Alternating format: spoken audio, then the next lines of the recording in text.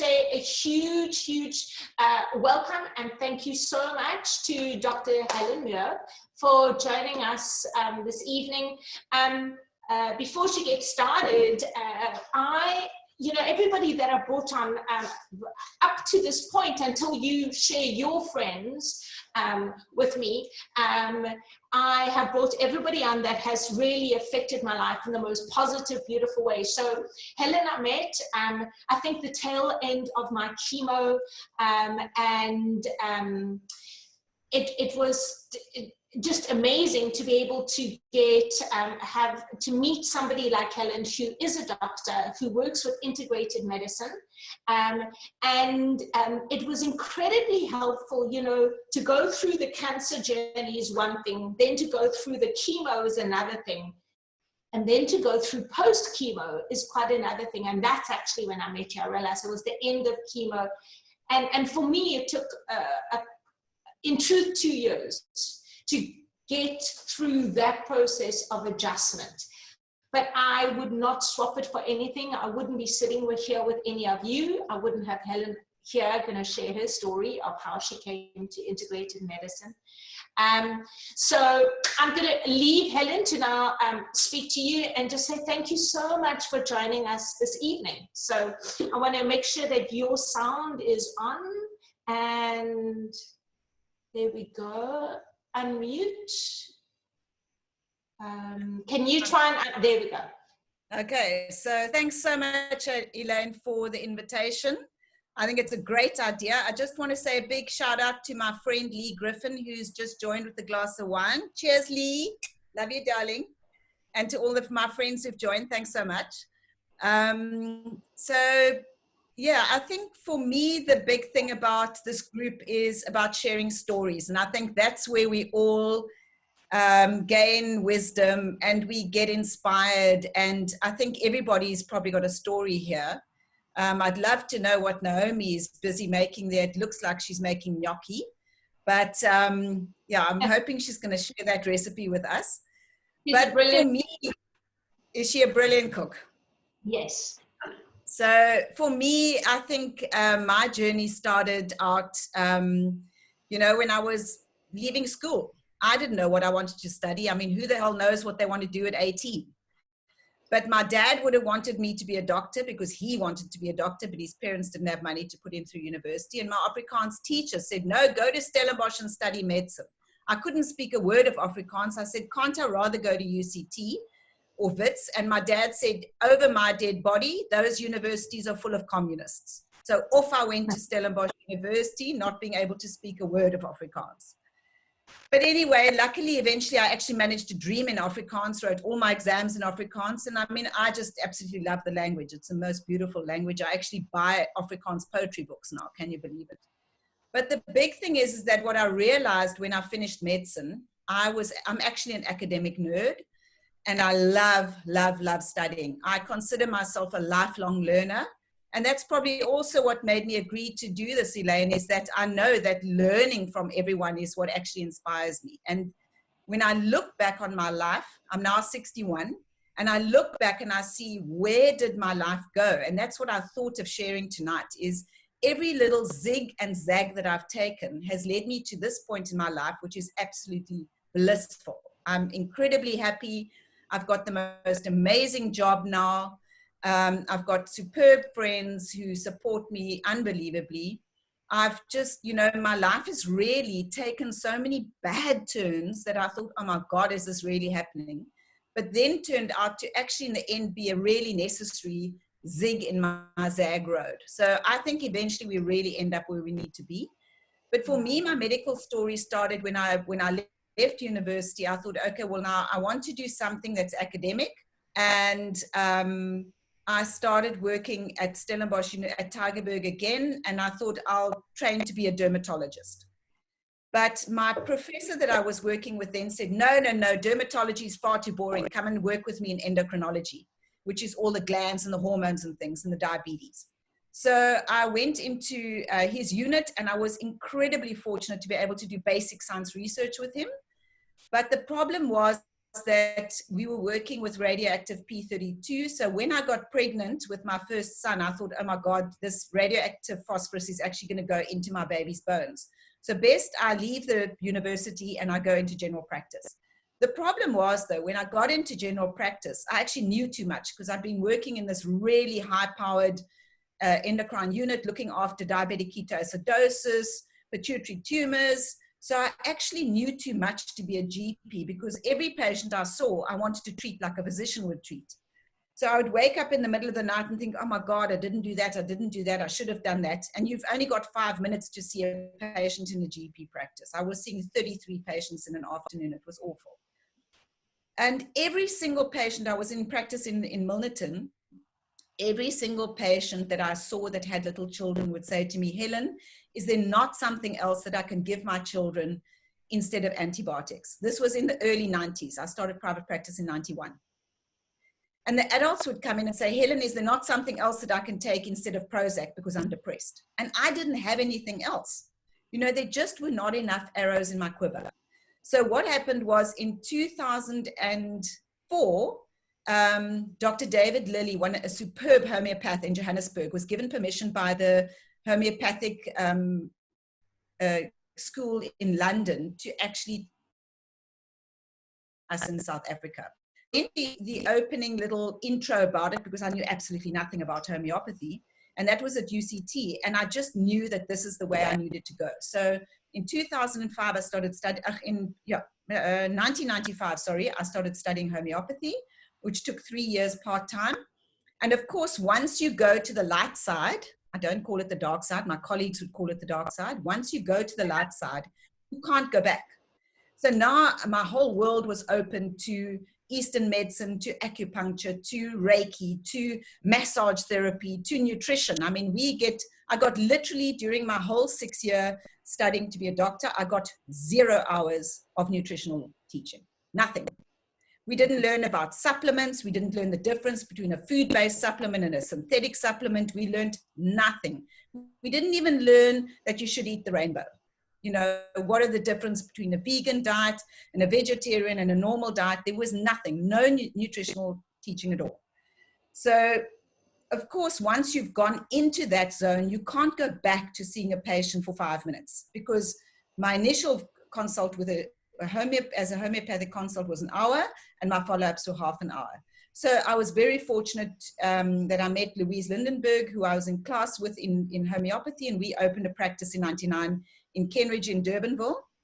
And, you know, I sort of said to her, Louise, you know, I don't think this is going to work because we are now in a really strict Afrikaans community, and a lot of them feel that homeopathy is die groot gevaar van die ooste. So for those of you who aren't English or Afrikaans speaking, the great danger from the East.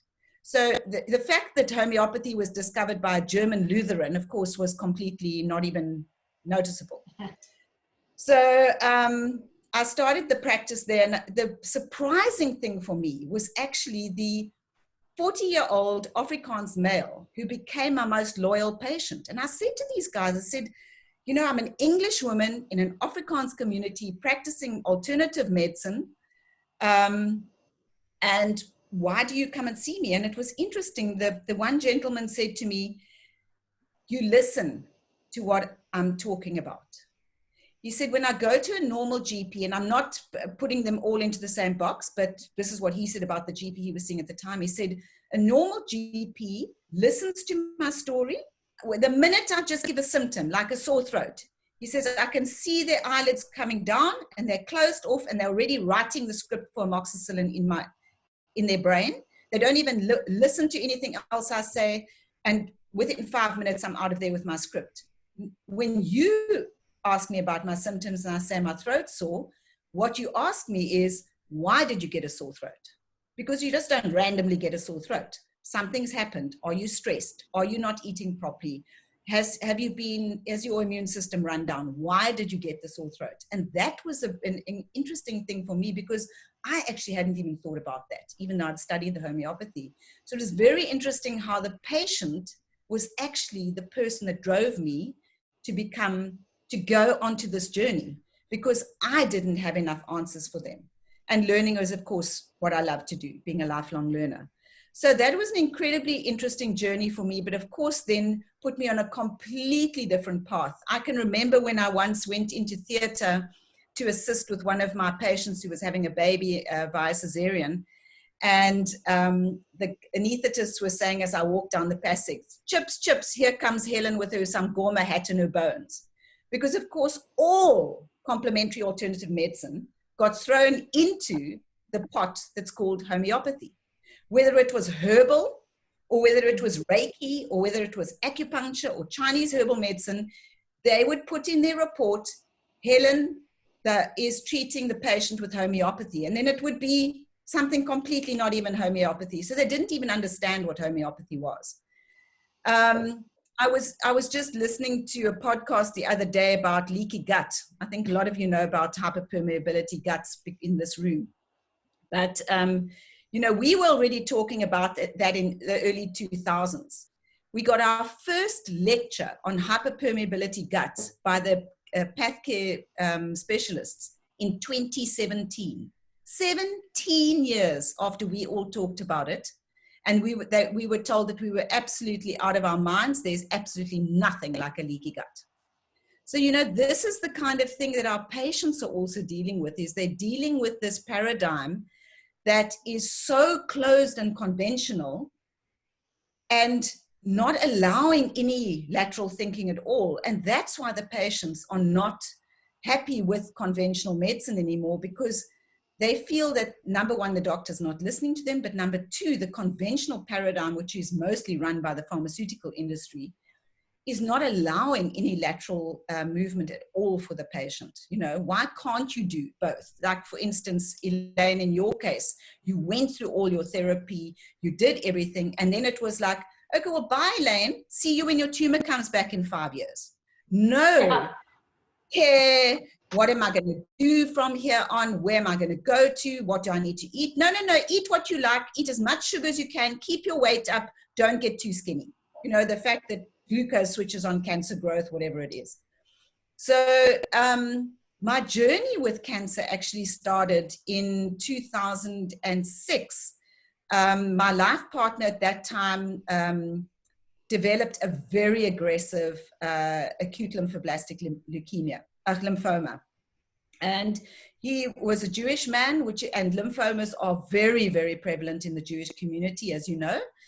And so he developed this aggressive lymphoma. And initially, they made the wrong diagnosis about the histology. So he would have got a very mild chemotherapy. And I said to the prof, but what about this that's not showing up on the histology? And I mean, I'm a GP. What do I know about hematology? And he said, oh my goodness, they've made a mistake. So that was the first mistake that was made. The next one was they gave him an antibiotic in Constantiaberg 5 times that he was allergic to. Not once, not twice, 5. And I sort of thought in the end, after this whole thing happened, they perforated his colon and it was one disaster after the other. And I thought to myself, if this is what happens to a doctor's partner in a specialist unit, what is going to happen to my poor patients who don't have a doctor for a partner, double checking and triple checking everything? And that's where my journey with cancer began. So when Mickey passed away, I sort of thought to myself, well, you know, this is quite a stressful field to be in. But I just thought I'd learned so much in the 2 years that we'd done this journey together that I sort of thought I can't actually just throw it away. Because it almost to me was like a bit of a legacy that he left behind, that what I'd learned I could actually help other people with. And that's how I got going with it. Now you can imagine integrative oncology in 2007 or 8 was something that, you know, you had to go to Germany to get that done, because Germany was at that stage the only place that you were really getting any integrative oncology, and maybe in Mexico if you went to the clinic there. So I slowly, because I'm an academic, I sort of thought to myself, well, I'm going to do this like a scientist would. I am still a scientist. So I started doing a lot of research, and every time I wrote a letter to the specialist, I would actually include my references. So in the end, from having, you know, oncologists screaming at me over the telephone, telling me with terrible expletives I'm not allowed to give their patients intravenous vitamin C, I eventually started getting them seeing that the patients were actually doing better because they were being looked after with nutrition, with appropriate supplementation that I used to research. What could you do with the different chemotherapies? So I actually eventually ended up getting them to look at maybe doing something like that. It sounds like it was quick. It took years. I've got lots of cannonballs and daggers on my back. But, you know, I just knew that the patients were needing this and that someone had to just stand up and start looking at it and helping them with it. And slowly that field has really grown to be quite relevant now. And I mean, there are a lot of really good clinics in Cape Town that you can go to, and there are a lot of good practitioners who can help patients with integrative oncology.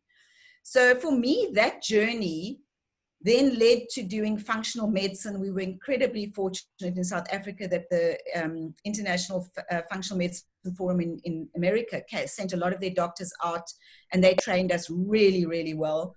So I describe to people my journey in that you've got health, you've got a dysfunctional biology, and then you get disease.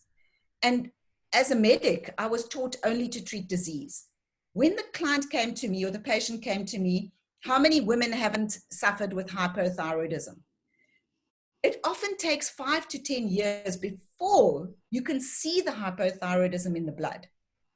So what functional medicine does is they can actually pick up that soft signs of dysfunction of the thyroid 5 to 10 years before it shows up in the blood. Because remember, the blood is only a small part of our body that we can use to do some diagnosing with. The rest of the body is massive. And the dysfunctional symptoms, no, Mrs. Smith, your thyroid functions are absolutely fine. There's nothing wrong with you. But doctor, my hair's falling out. My skin is dry. I'm getting fat. I'm tired all the time. I've got no sex drive. I can't even do my job anymore. No, there's nothing wrong with you. Your bloods are fine. But that patient knows that they're actually not fine. So that's where functional medicine came in, is that we could fix the dysfunctioning biology. Now what I've got into incredibly fortuitous was that a colleague of mine who's a surgeon at Panorama, him and I lectured together at the genetics unit at Tygerberg. I'd been invited to do a lecture there. And, you know, he's not at all integrative, but I think he respected, you know, the fact that I had a little bit of intellect. So when Keith phoned him to say, do you know any integrative or homeopathic doctors that can help me at a new unit that was opening up in Paarl? This surgeon gave my name to him. And at that stage, I'd been doing the integrative oncology for about 10 years, and I was completely burnt out. Because looking after people with cancer is one thing. But the big thing is that you end up looking after the entire family, because that person never, ever is in isolation. There's always a family around them. The family might only be the cat, but there's always someone around that. And for my practice, I felt I could never treat that patient in isolation. I had to help the whole family. And that was really, really stressful, because often the patient wouldn't make it. And I would journey with them right until the end of their journey. And it was really such a privilege to be able to do that. And the one thing I always promised my patients is, I will never, ever let your passing be ugly and be painful. And that was always a promise I made to them. So often the patients would wait until I could be there, literally be at the bedside, before they would let go and pass on. And that is really a huge privilege to be able to be there, but it comes with all the stress involved with that as well. So when Keith phoned me 2.5 years ago and said, Helen, I've got a really unbelievable opportunity starting up in South Africa. We're going to change the paradigm of medicine. Of course, he didn't need to say anything else, paradigm of medicine. And I said to him, Keith, I'd love to come and have a look. I know I need to change direction. I'm really stressed out, but I just don't have any time. This was October. I won't have any time until the end of November. Luckily, he said to me, oh, that's such a pity, because Thomas from Norway is leaving on Saturday. Now, every dream board, dream book, goal setting I've ever done in my life has included Norway, Sweden, and the Northern Lights. Why? I've got no idea, because I hate the cold, but I've just had this fascination with Norway, Sweden, and the Northern Lights. And I suddenly had that thing go through my head, that joke of the guy who's drowning. And a guy comes by in a kayak and says, jump on, I'll take you to shore. No, no, no, God's going to save me. And then the speedboat comes. No, no, no, God's going to save me. It's fine. And then the helicopter comes. No, I don't need to get on. God's going to save me. Drowns, gets to heaven and says to God, why didn't you save me? And he says, I sent a kayak, a speedboat, and a helicopter, and you didn't use any of them.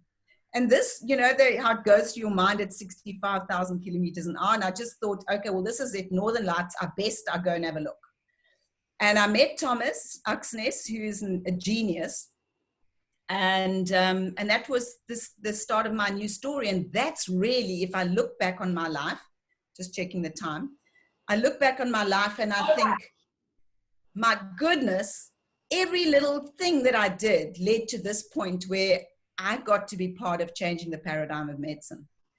Because now, if I think back, the dysfunctioning biology, which led to the disease, but I kept fixing the biology and it kept slipping back to dysfunction again. And I'd fix it and it'd slip back to dysfunction because I hadn't got to the triggers and causes of why the biology became dysfunctional. Now we've got this amazing technology. Thomas has been working on it for the last 25 years.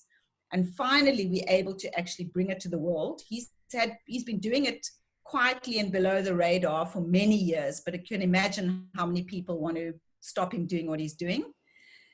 And so now I can get to the triggers and causes with the technology to stop that biology becoming dysfunctional. And that is absolutely amazing. So now we can actually get even more pieces of the puzzle to help the patients with whatever they're struggling with. We don't have all the yet, but I think we've got a lot more than what we used to have before. And of course, a lot of it is no drugs, no medication. It's all done via cutting edge, non-invasive technology. So it's really exciting. So the company that's heading this up is Health Optimizing Global. So I'm now the medical director of Health Optimizing Global. And we've got clinics in Norway, Sweden, London, Manila, opening in Switzerland and Italy soon. We've got one in Lithuania. We're opening in Slovenia soon. So there are a lot of clinics in Europe, and hopefully we'll soon be able to go into the US, and we're going to be opening a big research unit in Mexico as well. So it's really, really exciting, and hopefully, you know, you guys will know more about that soon when we get everything off the ground here in South Africa. So that's going to be really, really exciting. Because, you know, if in the end, if you look at chronic illness, you know, I always talk about the little pie graph of inflammation. And just for a little bit of a takeaway for you guys, you know, to help yourselves, is that chronic inflammation underpins most chronic illness. And now during COVID, I think the most important thing that we've all realized is that if you're not looking after your health, you are actually not going to make it during this time. And this COVID is going to be around for at least 3 years. This virus is going to be up and down for at least 3 years. It's going to be one of the flu viruses. It's just that it was designed to actually take out the poor, the ill and the infirm. And that's why the children aren't getting affected unless they've got underlying comorbidities. But the interesting comorbidities that are coming up with this coronavirus is the diabetics, obese people, the hypertensives, the chronic heart disease, the chronic kidney disease, the chronic lung disease, and of course, in our country, HIV and TB. But, you know, I think this more than ever is going to push people to start looking after their health. And, you know, if I think about where you've got this little talk happening, it's in the kitchen. And we know that, you know, nutrition, diet, this is where it all starts. And if we can just encourage via example, and, you know, what better example than being in the kitchen? And here we are, you know, talking about good food, because how easy is it to actually make food properly from scratch? And maybe that's one of the big things about lockdown, is I think we've all got back into the kitchen again. I know my niece and her fiance are staying with me now during lockdown, because we all, doing our offices from home. And her fiance has got cancer. So at the moment, we've got 3 meals going in the kitchen, because Kate is getting married in December. So she's on Health Point to lose weight. So she's on a protein day. So she's having grilled hake. She's doing a little Thai twist on it. So she ran into the garden in the rain to get her limes. And she's got a little bit of garlic and ginger going on it, some coriander. And then she's got a vegetarian Thai green curry going for us. She's actually got some organic black beans. They went into her new electric pressure cooker, because then you're going to get rid of all the lectins. Do you all know about lectins? So lectins are the things in plants that stop the bugs wanting to eat them. So lectins, unfortunately, inflame us. Some of you might have read Stephen Gundry's book, The Plant Paradox, on how good vegetarian food actually can inflame us. So if you are into, I know you do a lot of grains and pulses, Elaine, so the best thing is actually to pressure cook them, because then it gets rid of the lectins. So she's just pressure cooked some black beans. That's going into our vegetarian Thai green curry. But Ollie can't do spicy because he's on chemotherapy that affects his gut at the moment. So she tones down his. So we've got 3 pots of food going at the moment. So it's really a kitchen here. But the big thing is that we know that food is one of the 6 slices of my pie graph that is going to be able to inflame you. So if you are struggling with arthritis, or you've got an autoimmune disease, if you've got any of the itises that you inflamed, look at your diet, because you can really switch your inflammation off dramatically just by reducing the amount of inflammatory food you eat. So obviously, if you just think about them, the nightshades, your tomatoes, your potatoes, your peppers, your aubergines, your gooseberries, your goji berries, those are all very, very high in inflammatory because they're nightshades. So instead of doing conventional potatoes, do sweet potatoes. If you're going to do tomatoes, I get beautiful organic veg from the farm, the forest food farm, I think. Anyway, real fresh veg online, really great supply of organic veg. And he gets beautiful tomatoes for us. So I've got arthritis, so I can't do the lectins in tomatoes. So we peel them and we take all the pips out. Then I make the most divine organic tomato sauce from that. So as long as you take the peel off and the pips out, I can eat the tomato. I cannot dare eat a fresh tomato. And then, of course, with peppers, if you think about the Mediterranean diet, look what the old Italian mamas used to do. First of all, they grew everything themselves. So it would be fresh out of the garden. Then you'll never see an Italian eating a skin or a pip of a tomato. They always peeled and de-pipped.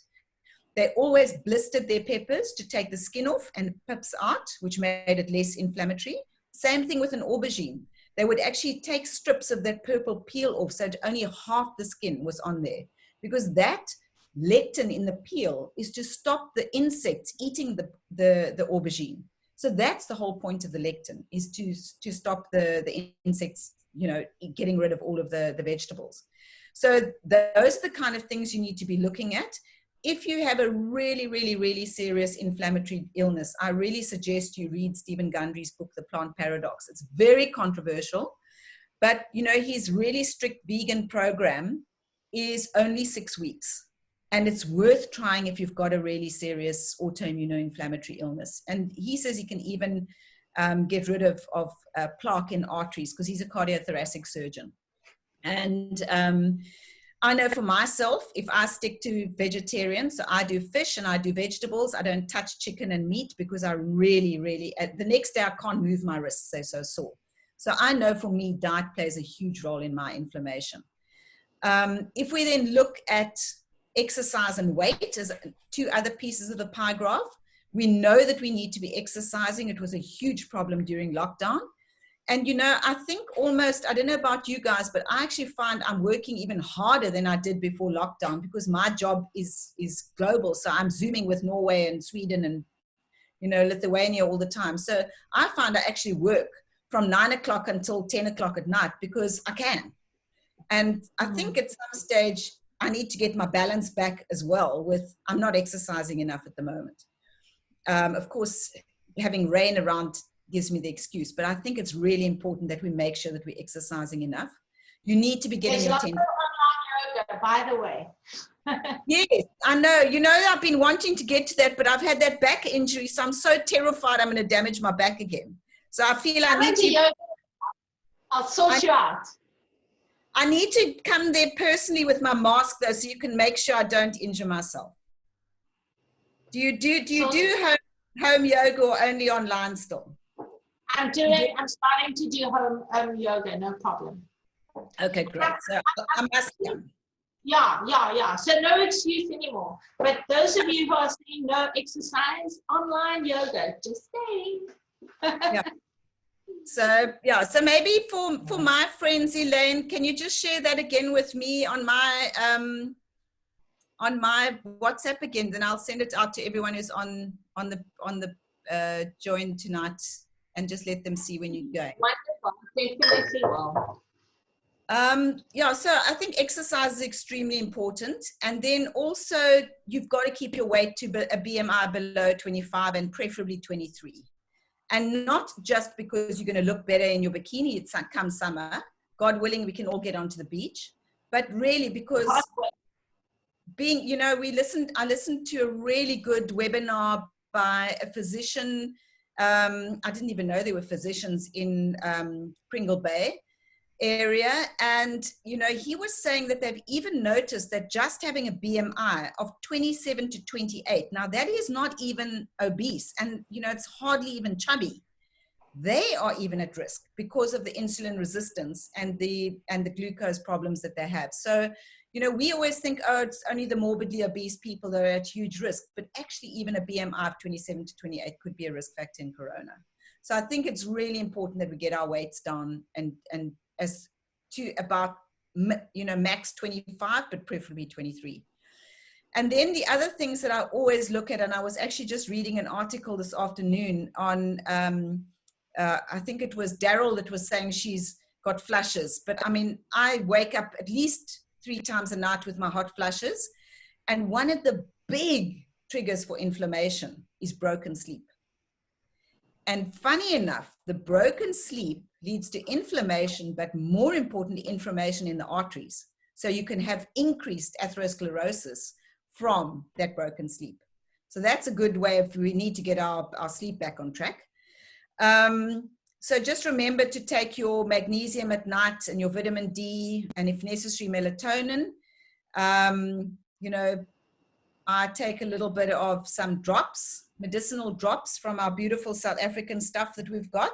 And that usually helps for my hot flashes, but I can't advertise that because it's not legal yet. But there are a lot of great herbal remedies that you can take as well. And then the other important thing is sleep hygiene. So one of the big problems is that we're all sitting in front of these computers. I've got a huge fear of all this 5G that's going to take place in our country because, we're Africa. Throw it into Africa and let's see what happens. And I bought myself a trimeter. My husband managed to get one for us. And I promise you that just in my office, and Eva, who's on the share tonight, will know there's a lot of computers because of the technology that I work with. And just the little box where my fiber comes into my office, the trimeter goes hysterical with that. So what I've got myself, I'm just going to actually quickly, I ordered these online. I don't know can you see them there? 5G. Yeah. So these are called Dirty Harrys. They organite. And if I put 5 of them below my desk, in front of that router, it actually takes it right down to 0. So I think we're all going to have to get these kind of things to help with all the EMF. But I really encourage you at night, please switch your Wi-Fi off. Don't just say, well, my router's far away from my bedroom. Switch it off because it makes a massive difference. And if you've got a plug next to your head, I also noticed that I had my bedside lamp. that pushed the trimeter way up. So I switch it off now at night at the plug when I go to bed. I don't just switch it off, because just switching it off didn't make a difference. I actually had to switch the plug off. So that's a really important thing. And then also don't forget about blue light. So you know that there's quite a big movement now about chronobiology. If you want to read up something about it, it's really interesting. We had a fantastic lecture by a guy who I can't, of course, remember his name now, but he's super bright, and he actually gave us a lecture about the fact that your diurnal variation, or your rhythms, you know, you're supposed to wake up in the morning. If you think back to early man, wake up in the morning with the sun coming up. So you need that sunlight coming into your eyeball. You need to be looking at that sunlight as it comes over the mountain for at least 3 minutes. And that sets your biological clock. And then tonight, when the sun goes down, you must have that automatic red and yellow light that comes on. I know a lot of the mobiles now, you can actually set it to come on when the sun goes down. But if you're sitting like a lot of us are now on computers at night, have that same color coming onto your screens at night as well. Because that blue light is really, really bad for your brain if you want to go to bed at night. And we know that now there's so much research on sleep deprivation causing problems with chronic inflammation and chronic illness. So I like to tell my patients to practice sleep hygiene. All blue light off at least 1 hour before you go to bed. And for your children, at least 2. Now, you and I both know that teenagers are so deprived of contact with their contemporaries now at this time. So they are all on cell phones and WhatsApps and Pinterests and all those kind of things, and Facebooking right into they go to bed at 1 o'clock, because now they can wake up later. So I think that's also a really big problem, that you need to be checking that you're getting that blue light shut down. Try and switch off all technology about an hour before you go to bed. The other important thing, which I forgot to mention when I was talking about food, is remember that your autonomic nervous system, so autonomic nervous system is your fight and flight, so that's your sympathetic, and your parasympathetic. Your parasympathetic is your digestion and your recovery and restitution.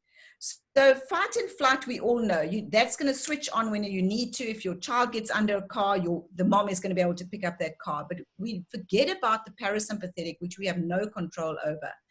So if your digestion needs to be on during the day, but at night, it needs to go into rest and recovery, restitution and recovery. That is the normal pattern of your parasympathetic. So if you're eating just before you go to bed, you're keeping your parasympathetic in digestive mode and not in restitution and recovery mode. So you should not eat. Thomas is very strict. You should not eat at least 3 hours before you go to bed. I would say, if you can make sure it's not 2, don't eat for 2 hours before you switch your light off, because you're actually stopping your body going into rest and recovery mode. So that's really important, because a lot of us now, you know, our routines are out. So we sort of snacking and eating at all weird times, and, you know, because we're just at home all the time. So that's a really important thing to think about. And then my favorite topic, Elaine, you must just put a sock in my mouth if I'm carrying on too long, because I don't stop when I get going on my passion. Well, no, we're so happy. That's exactly what it's for. So there's no limit. People can stay for as long as they want to. Okay. I'm here the whole evening, so keep on going. All right. So the final one of my pie graph, and these are not the only things that cause inflammation. It's just the ones that I use with my patients when I'm talking about, you know, ways to change lifestyle and to reduce inflammation. The final one that I always get stuck on is environment, because, you know, I think that a lot of the time we neglect how important environment is in terms of inflammation. And you need, especially if any of you've got little kids, you need to be looking very carefully at what is happening in the place where they spend the most time, and that's in their bedroom, because a toddler should be sleeping for 10 to 12 hours a night. So if you look at that place, and I mean, I don't know, you know, we're very lucky in South Africa that we've got housekeepers, And I'm going to give my housekeeper such a big hug when she comes back to work, because definitely I decided housework is not what I'm good at. I've injured my back 3 times while I've been doing housework. I nearly cut my finger off the other day. So clearly housework and me are not friends. But I do find that often we don't look critically at what's happening in our children's bedrooms. And, you know, just a chronically blocked nose from, number one, dairy, which, you know, all of my patients know there's no dairy, there's no gluten, there's no sugar in the diets. You know, my house is like a spa. There's none of those in my house. But if your child has got dust in the bedroom, that can also block up the nose. So look critically at just little things around the bedroom. So the plug, it might be sticking out from the wall and there might be dust on top of that. The skirting board, the little wire going from the lamp to the plug. You know, if the bedroom is right against the wall and there's a bookshelf above the bed, that just the bump against the wall is enough to get the dust to trickle down. Just little things like that. If you are at home during the day and you live in the line of the southeaster, that dust blowing into the house in the day, pull the duvet over the pillow as well, because then you're going to prevent the dust landing on the pillow. So just little things like that. If the child loves soft toys and furry toys, make sure that those get put into the deep freeze at least once a month, because that kills the house dust mite. And what I always recommend is that they have 2 toys that they can sort of rotate. So you can have some in the deep freeze and some on the bed, so that you can not have the dust mites on the beds. But look at your own bedroom very critically. Look where the electric cords are. Look where the dust collectors are, and actually get rid of them. And then, of course, look at the garden around your house. So what are you doing around the house that could be toxic for your environment inside? Are you using cleaning products that are not good for the environment, number one, and number 2, not good for you? You know, brand X, that white thick liquid in the bath, and you've got a little baby girl. Can you imagine what that toxic detergent is doing to that little mucous membrane that that little girl is sitting on? And that detergent is going straight through into that body. We know that babies are born at the moment with 200 toxins and toxic chemicals in their cord blood. That's before they've even opened their eyes once they're born. So we need to try and reduce that, because all of those are inflaming our children, leading to the asthmas and the chronic otitis medias and the chronic tonsillitis. These things can all be reduced just by getting rid of inflammation. And then, you know, I always want to look at the wider thing. Are you living next to a highway where you've got a lot of pollution? And don't forget about noise as being a pollution. You know, I think in Europe, they're very good at double glazing. Whereas in South Africa, it's not anything that we even used to, because we don't get the cold. But actually the double glazing is great for noise as well. And then have a look at, are you living next to a vineyard? Make friends with your farmer and ask him, please send me a text when you're going to be spraying, so that I can close all my windows, I can get all my dog bowls in, and I can spray down the jungle gym if you've got children, or the swing or whatever, because those pesticides, the die-off period is 2 weeks. And from October to February, they are spraying every 2 weeks. And most of those pesticides are endocrine disruptors and carcinogens. So you need to be careful about that. Remember, we've moved into the farmer's area. Then, you know, I had a patient who was, who genetically had a predisposition to get Parkinson's disease. And she was living at a very fancy estate in Stellenbosch. She was sandwiched between a golf course and a vineyard. And she was really getting sick. And I did her genetics, and we saw that if she didn't move, she would have a very high chance, probably a 50% chance of developing Parkinson's. And she said to me, Helen, you've got to get the farmer to stop spraying. And I said, remember, the farmer was there before you. For that farmer to go organic is going to take him 10 years. What is he going to do in 10 years? How is he going to support himself? You know, and this is what you've got to think of, because those estates look very beautiful next to the golf courses and the vineyards, but you need to realize that they could be really toxic for you. But the alternative, if you are there already and you don't want to move, you've built your dream home, just make friends with your farmer and ask him to let you know. And remember that our animals have also got an increase in cancer now. I actually I was asked to give a lecture at a veterinary congress, and the dogs and the cats are getting a lot of cancer because of environmental factors like the chlorine in the water, very big one for us as well. If you're drinking tap water, be very afraid. Make sure you get yourself a good purifier. And the other one, of course, is the air. What is in the air and what are you breathing in? So those are things that we need to be looking at in terms of environment. So just think, what am I putting on my skin? What am I breathing in? What am I drinking? What am I eating? Wash your vegetables and fruit if they're not organic, and preferably peel them. And if you are a juicer, I know a lot of people like to juice, make sure that if you're juicing, you are juicing only organic, because otherwise what you're doing is you're actually concentrating the pesticides that are on those fruit and vegetables. So yeah, I think that's probably enough from me. Otherwise, I'll keep you going all night. I don't know if anyone's got anything that they want to comment on, or if they want to ask any questions. This is not a consultation, but you know, there might be something you're interested in.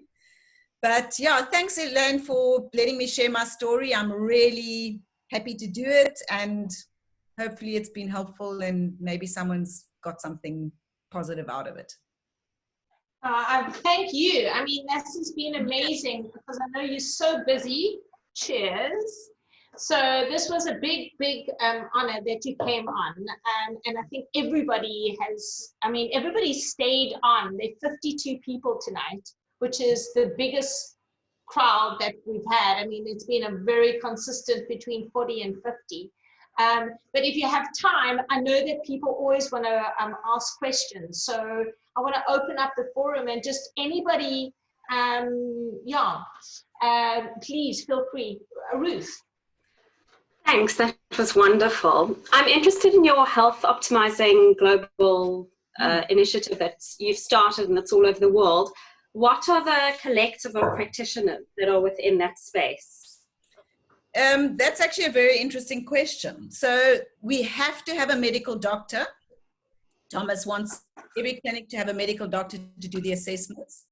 And then the people who help with the therapies vary from naturopaths to nutritionists to osteopaths. Some people literally don't even have any degrees or anything like that. They just are really interested in health and wellness. Every clinic obviously has an accountant or someone who does all the finances. So very interesting. I can also maybe share with Elaine a little video that Thomas did. Unfortunately, we loaded it onto YouTube, but it was right at the beginning of Corona when everyone was taking anything alternative off. So it literally landed and it was taken off. But I've got it privately again. So I'll give it to Elaine if you're interested, Ruth, and she can maybe share it, because he explains a lot about what the process. I'd love to see. And he's just such an amazingly genius man. I mean, I consider him a medic, a physicist, and a engineer all in one. But the story is so interesting, and he tells it on the video, is that at 18 he was told by his pulmonologist that he would never lead a normal life because he will be an asthmatic cripple. And in Norway, every child has to drink a liter of milk a day. And he was severely allergic to milk. So he was literally on 200 antibiotics by the time he was 12, asthma pumps, Ventolin pumps, which of course were making his asthma worse. And he then said to them, I'm an Oxness. When he introduced himself to me, he says, I'm Thomas Oxness. And he waited as if I'm supposed to know who Thomas Oxness is, because apparently it's a very famous family in Norway. Anyway, I didn't know who the Oxness family was, but they come from deans of medicine and whatever. But I'll send that to Elaine and you can get it from her. It's very lovely. Thanks. So just to continue on that, somebody asked, there are quite a few people that wouldn't mind seeing that, Helen. So if you send it to me, I'll send it to the group. So those of you who don't have my WhatsApp, aren't on my WhatsApp group, I send everybody the next day all the information from the talk. So please take down my cell phone number. It's in the chat. And then send me a WhatsApp with your name, and I will put you on my kitchen group and you'll get tonight's info. There's a couple of questions for you, Helen. Sean wanted to know what's a trimeter. And then Jody also has a question for you. My husband is right next to me here, so I'm going to show you what it looks like. Can you see that, Sean? Okay, so where did we get it, love? Online. PC Link in Johannesburg. PC Link in Johannesburg. That's where we got it.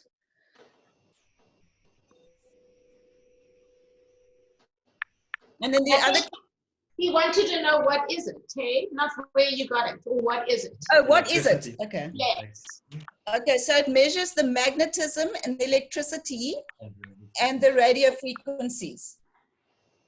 So the scary thing is when you see all of those towers, you know, on all of our spas and our malls and whatever, it goes like ridiculously crazy. And I've got about 100 meters from me outside my office window, I've got a cell phone tower. So, and none of us can sleep now during lockdown. And we've noticed, I know it sounds a little bit like conspiracy theory, but we've noticed that a lot of the, you know, those pine needles that they put around the cell towers have all been broken. And I think they've put something extra on there because we all, from my niece to my mum, none of us could sleep during lockdown. I'm sure they were doing something. And our ears were going, they were like ringing. And so we've put up like almost like a little Faraday cage in front of my window of my office, and it's made a huge difference. Just, you know, we're going to ground it with some copper wire. Can you see in the chat, there's, if you look in the chat, there's a, just open up the chat, there's a question from Jody. Jody. Alternatives to mammograms. Okay, yes. Okay, so Jody, the alternative to a mammogram obviously is an HD thermography. The big thing with HD thermography is that it picks up temperature differences. So it can often pick up a malignancy before a mammogram can. But the big thing is with HD thermography is you need to get it done, you know, in the beginning. You need to do a baseline one, and then you do a follow-up one 3 months later to see what the change is. And then always try and do it at the same time of the month so that you know where you are in your cycle, because your boobs are going to be different at different times of the cycle. So it's very important to go to a place. Okay, does that have that?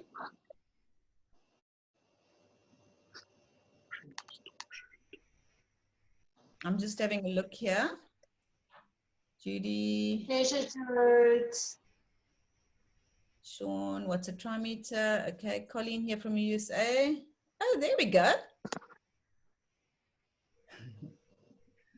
Thank you, Colleen. I'm glad to know it's ancient knowledge. I do feel like I've been around a couple of ancient places in my previous lives, doing, you know, probably got burnt at the stake a couple of times as well.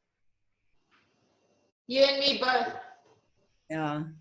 And then I see from Lyle, why do you use the word designed for COVID-19? I don't know if we can get into that discussion here, Lyle. Always do it privately. Okay, copy that, no problem. Yeah.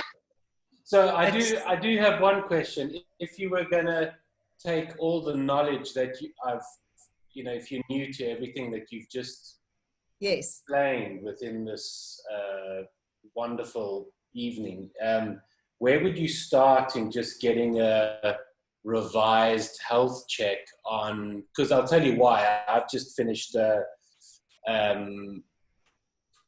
thing with my heart, so I've gone to a hospital nearby, and I've gone through a EKG, stress EG, and you know, a whole bunch of things, and a solar blah blah on my chest, and so just a yearly checkup. And if I was to take everything that you've just shared with us and just shift it in a different direction, just to have a different perspective of our body and the knowledge that you have, where would one start? Where would one start if we were to absorb what you've just shared with us? I would definitely, the place that I would start would be in the kitchen with your diet. I think that's the most important. Start with reducing the inflammation. So that little pie graph that I talked about of the 6 really common things that lead to inflammation. So environment, stress, sleep, weight, exercise, and diet. I think if you just look at those 6, I would start there. Then, of course, the most important thing with any heart is, your heart also gets affected by emotional stuff. So we must never underestimate the effect of psychosomatic on our heart. And by psychosomatic, psychosomatic has somehow developed some bad rap, because we almost throw it into the thing of hypochondriacal, and it's not. Psychosomatic is the influence of this incredibly powerful brain of ours to not only heal us, but to actually make us sick as well. Because we know that a lot of the stuff that is unresolved emotional issues in our brain can lead to stuff happening in our body. So that would be the one that often no one thinks of, especially not the cardiologist. But the other thing is reducing the inflammation in your arteries, because we know that everything starts in the endothelium. Sorry, I don't want to sound too scientific, but the lining of your artery is where everything is going to happen, and that is inflammation. So you need to reduce the inflammation in the artery. So good omega-3, buy the most expensive one you can afford. High EPA because of the anti-inflammatory. If you're wanting to fix your brain, high DHA, because DHA helps you not be DER, but high EPA when you're wanting to reduce inflammation.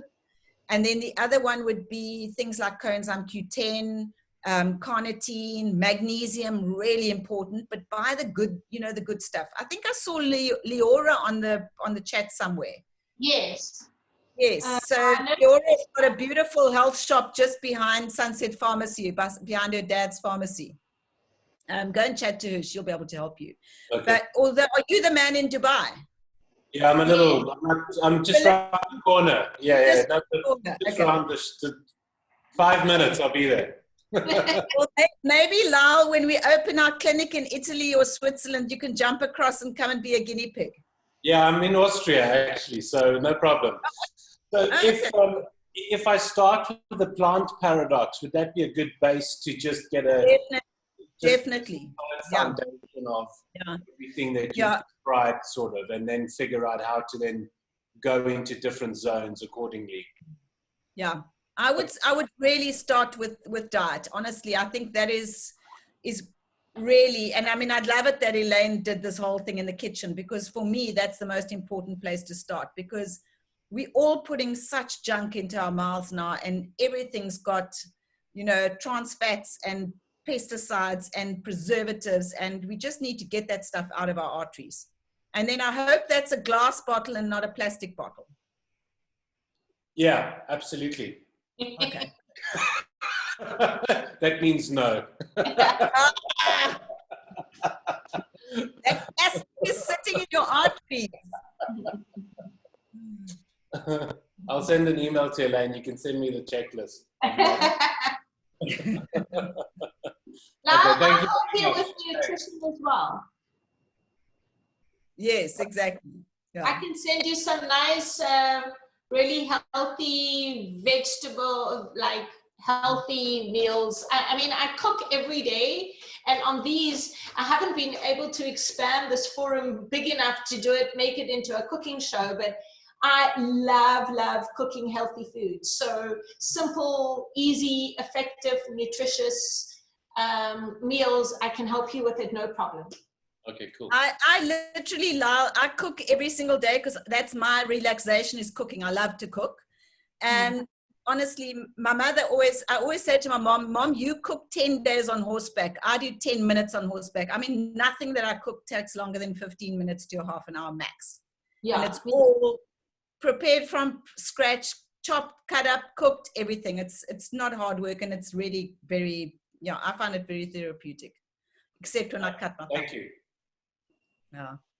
Let me just have a look here. Anyone else? Yeah, there's a question from Teresa. Can you see it? Inflammation also causes brain dysfunction and can lead to depression. Yes. Thanks for bringing that up, Therese. Is it Teresa or Therese? My partner in my old practice, Louise Lindenberg, is a specialist in a GP, functional medicine, but she specializes in ADHD, ADD, and autism. And it was so interesting that she was almost reading the same articles that I was reading linked to cancer, that was linked to autism and ADD and ADHD, because the inflammatory reaction in the body is happening in the brain as well. But the interesting thing that we found out now with the health optimizing is that in the assessment that I do, I can actually pick up the cellular activity in the brain. And a lot of the time it's extremely low. And then we pick up something in the gut as well. And we know that often those clients have got an immune reaction to undigested or difficult to digest proteins. And commonly those are A1 casein from dairy and gliadin from gluten. Especially the A1 casein is really, really bad. So if you've got any problems with foggy brain or inflammation or some kind of a brain problem, just stop the gluten and the dairy and you'd be amazed. But if you really want to do it scientifically, you can do urinary peptide analysis and you can actually see whether these are problems for you. But honestly, just, you know, those two make a massive difference to the brain in terms of inflammation. And then again, we also see on our technology, we've got an assessment tool, health optimizing integrative and medical assessment. The medical assessment's already FDA approved on the doctors' desks in the States. The first one, the integrative, has got far more detail, but they're not prepared to put it on because it gives too much away. And then we've got seriously cool technology from Russia, spectroscopy device. And that can show if we've got viruses, toxins, bugs, worms, all over the body. And often what we see in the brain is that there's a lot of cytomegalovirus, which goes into chronically inflamed areas. And we also see Epstein-Barr virus. We see toxins like mercury from fillings going through into the brain, and those inflame the brain and then lead to problems with dementia or poor concentration and things like that. And chronic, funny enough, Lyle, chronic cytomegalovirus in the carotid arteries also makes the carotid arteries and the heart arteries full of atherosclerosis. You know, so again, those could be the triggers and causes, because you don't look like an old guy, which maybe led to something in you that was not necessarily a primary heart condition, but that your arteries became almost sick from an underlying trigger and cause. And that's what we can now look at, is what are the underlying triggers and causes. Yeah. Okay.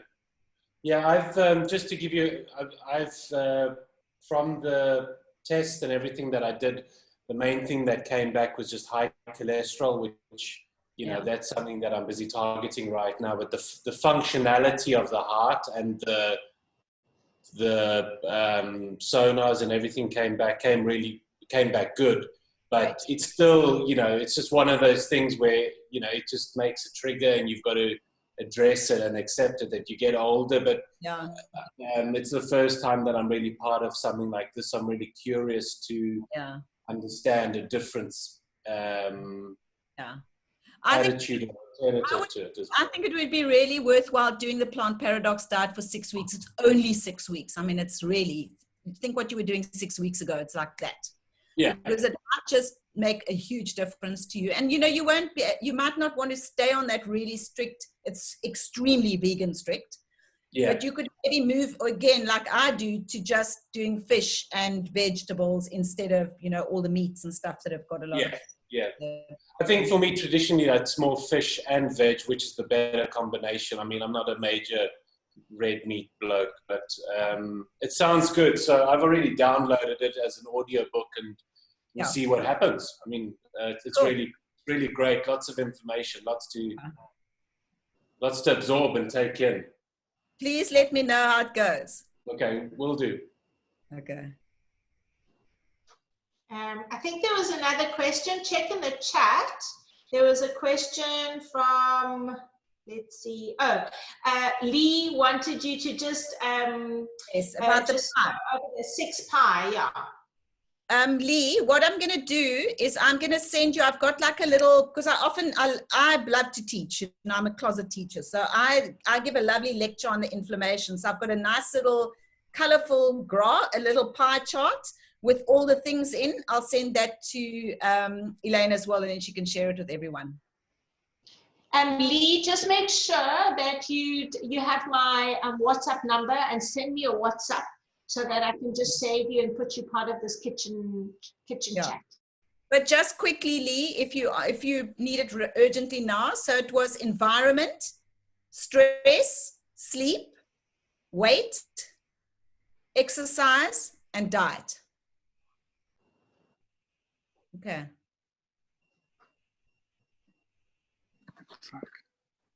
Lovely. Anyone can ask questions even if you don't chat. And then Heidi, I see Heidi's got a question about, can you spray veg that aren't organic with organic spray and then juice?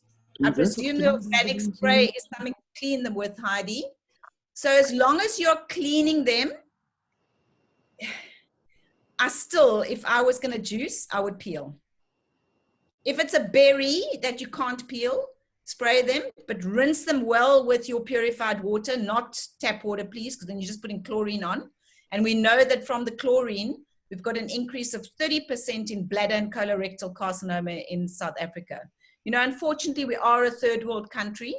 So we have informal settlements around our catchment areas, and 98% of the population cannot afford a purifier. So we have to put a lot of chlorine in our water. So you'll read the signs in the newspapers, Cape Town has the cleanest water in the world. Note they don't say purest, cleanest, because it's got so much chlorine in it. But we have to, because otherwise most of our population would die of E. coli, Clostridium, typhoid, cholera, and of course HIV and Hep B and everything that's in the water. So if you can afford a purifier, I always say to my patients, before you buy the pram for the baby, please buy the e-spring, because it's much cheaper than the pram, and it is what the baby needs. It needs purified water before you get the pram. You can carry the baby in one of those wrap things. So I'm very, very strict about that, because I've buried 6 kids below 35 with colon cancer. My youngest was 19. Wow. We are taught at university to only start screening for colorectal carcinoma at 50. So it's really a big problem.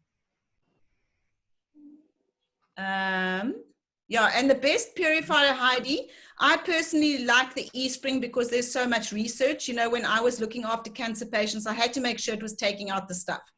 So it's an American product that is sold by an online company called Amway. I'm sure you've all heard of them.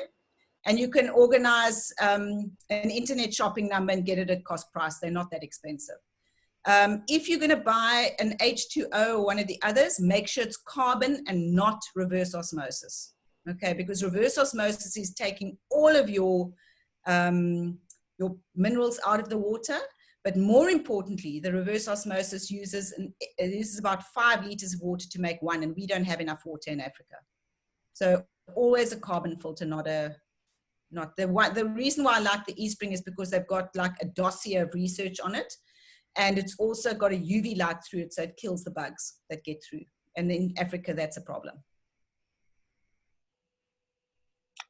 Hi, Helen. Can you remember me? It's Ruth speaking. Hello, Ruth. How are you? Hello, how are you? I'm good. Nice to see you. You look gorgeous. Thank you. You too. Thanks for the talk. Ruth, are you still growing those gorgeous vegetables? Yes, yes, definitely. Always going. Very good. Yeah. And Ruth makes the most delicious chili sauce. I love chili. Oh, you remember? I made new chili sauce, so when I see you, I can come and visit you, and I bring you some chili sauce. Thanks, Ruth. All right. Go well. Thank you for the talk. Lovely to see you. Thank you. Bye. Bye.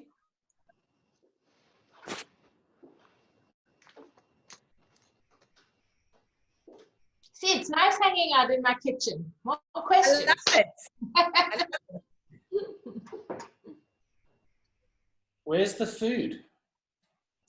My food's waiting in the dining room. I'm going to go and have it now. No, it's just virtually. It's just I've eaten at Elaine's house, and you have to starve yourself 2 days before. Yes, we cook a lot of delicious food, and this is a vegetable soup, like a stew vegetable soup. It could be your first vegan dish. I'll send you the recipe. See, we can't eat virtually as well. I know. When we allow to sort of, I mean, this, I don't want to end this forum. I'm really going to continue this going because we can get people from all over the world. And Colleen's here from the States, and Delisle's here from, where are you now? I thought you were in Dubai. You're in Austria. No, Abu Dhabi. And Abu Dhabi. But when we can go live, we're going to expand this, and maybe we'll travel and do the traveling kitchen forum thing. And I will definitely cook. I mean, I love cooking as well, Helen. It's my complete relaxation and therapy. Mm. And my friend Lee there is a great cook as well. Her and her husband Denzel are great cooks. We have wine club together. Oh, divine. Started out as a wine club, but it ended up being a food club. That's a good combination. Hi, James. I'm pleased you joined again this week. Hi, yes, thanks. Sorry, I joined late. Yeah. No worries, no worries. I do have it recorded for those of you that might have missed the beginning and a lot of the talk. And what you're going to do is just send me a WhatsApp. My WhatsApp's in the chat. It's the very first chat. And send me a WhatsApp and I will forward this talk. And then any information. So Helen, I'll get information from you. I'm not ending it by no means. I'm just reminding just to send me stuff via WhatsApp, and then I'm going to share it with all of you. Hello, Kathy. So pleasure, Ruth. Pleasure. Any more questions? Let's keep this going. Hi. Hello. Hi. Sorry, I joined late. I thought the talk was at 8. I misread it. Oh, shame. No, it's 7 o'clock every Thursday, but I did record it. Okay. So I'll send you the recording, Kat. Thanks a lot. Thanks. I heard some of it, but I'd love to hear the whole lot. Thank you. No, definitely. Right. Can I ask Helen a question, please? Yes. Sure. It's a bit of a long-winded question, but I've just come through 3 years of stage 4 colorectal cancer and managed to have both of the tumors removed with surgery. And I ended up with a colostomy bag and went back in December last year and had the colostomy bag reversed. And then out of the blue last month, I had a blockage again. And what they found out was that the scar tissue had started growing closed inside the rejoin on my colon. But the weird thing now is that I was clear with full body MRIs for most of last year after the liver operation. And now the surgeon, when she opened me up again, she found some water around the peritoneum, and she found nodules on my colon. Yeah. So she sent the peritoneum, she sent the water off for tests, and that came back positive with, I forget the name of the cancer, but it's the colorectal cancer.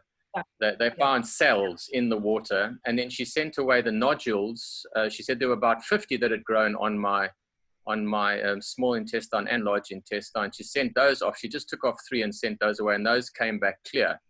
And now her worry is that if there's cancerous cells in the peritoneum water and I've got nodules growing, that they might manifest again and start a tumor again. But and she's suggesting chemo, and I refused chemo for 3 years. Never did chemo or radiation. I just went on to a very harsh vegan and ketogenic vegan diet, and I followed a holistic doctor from Titsikama, Dr. Harmson.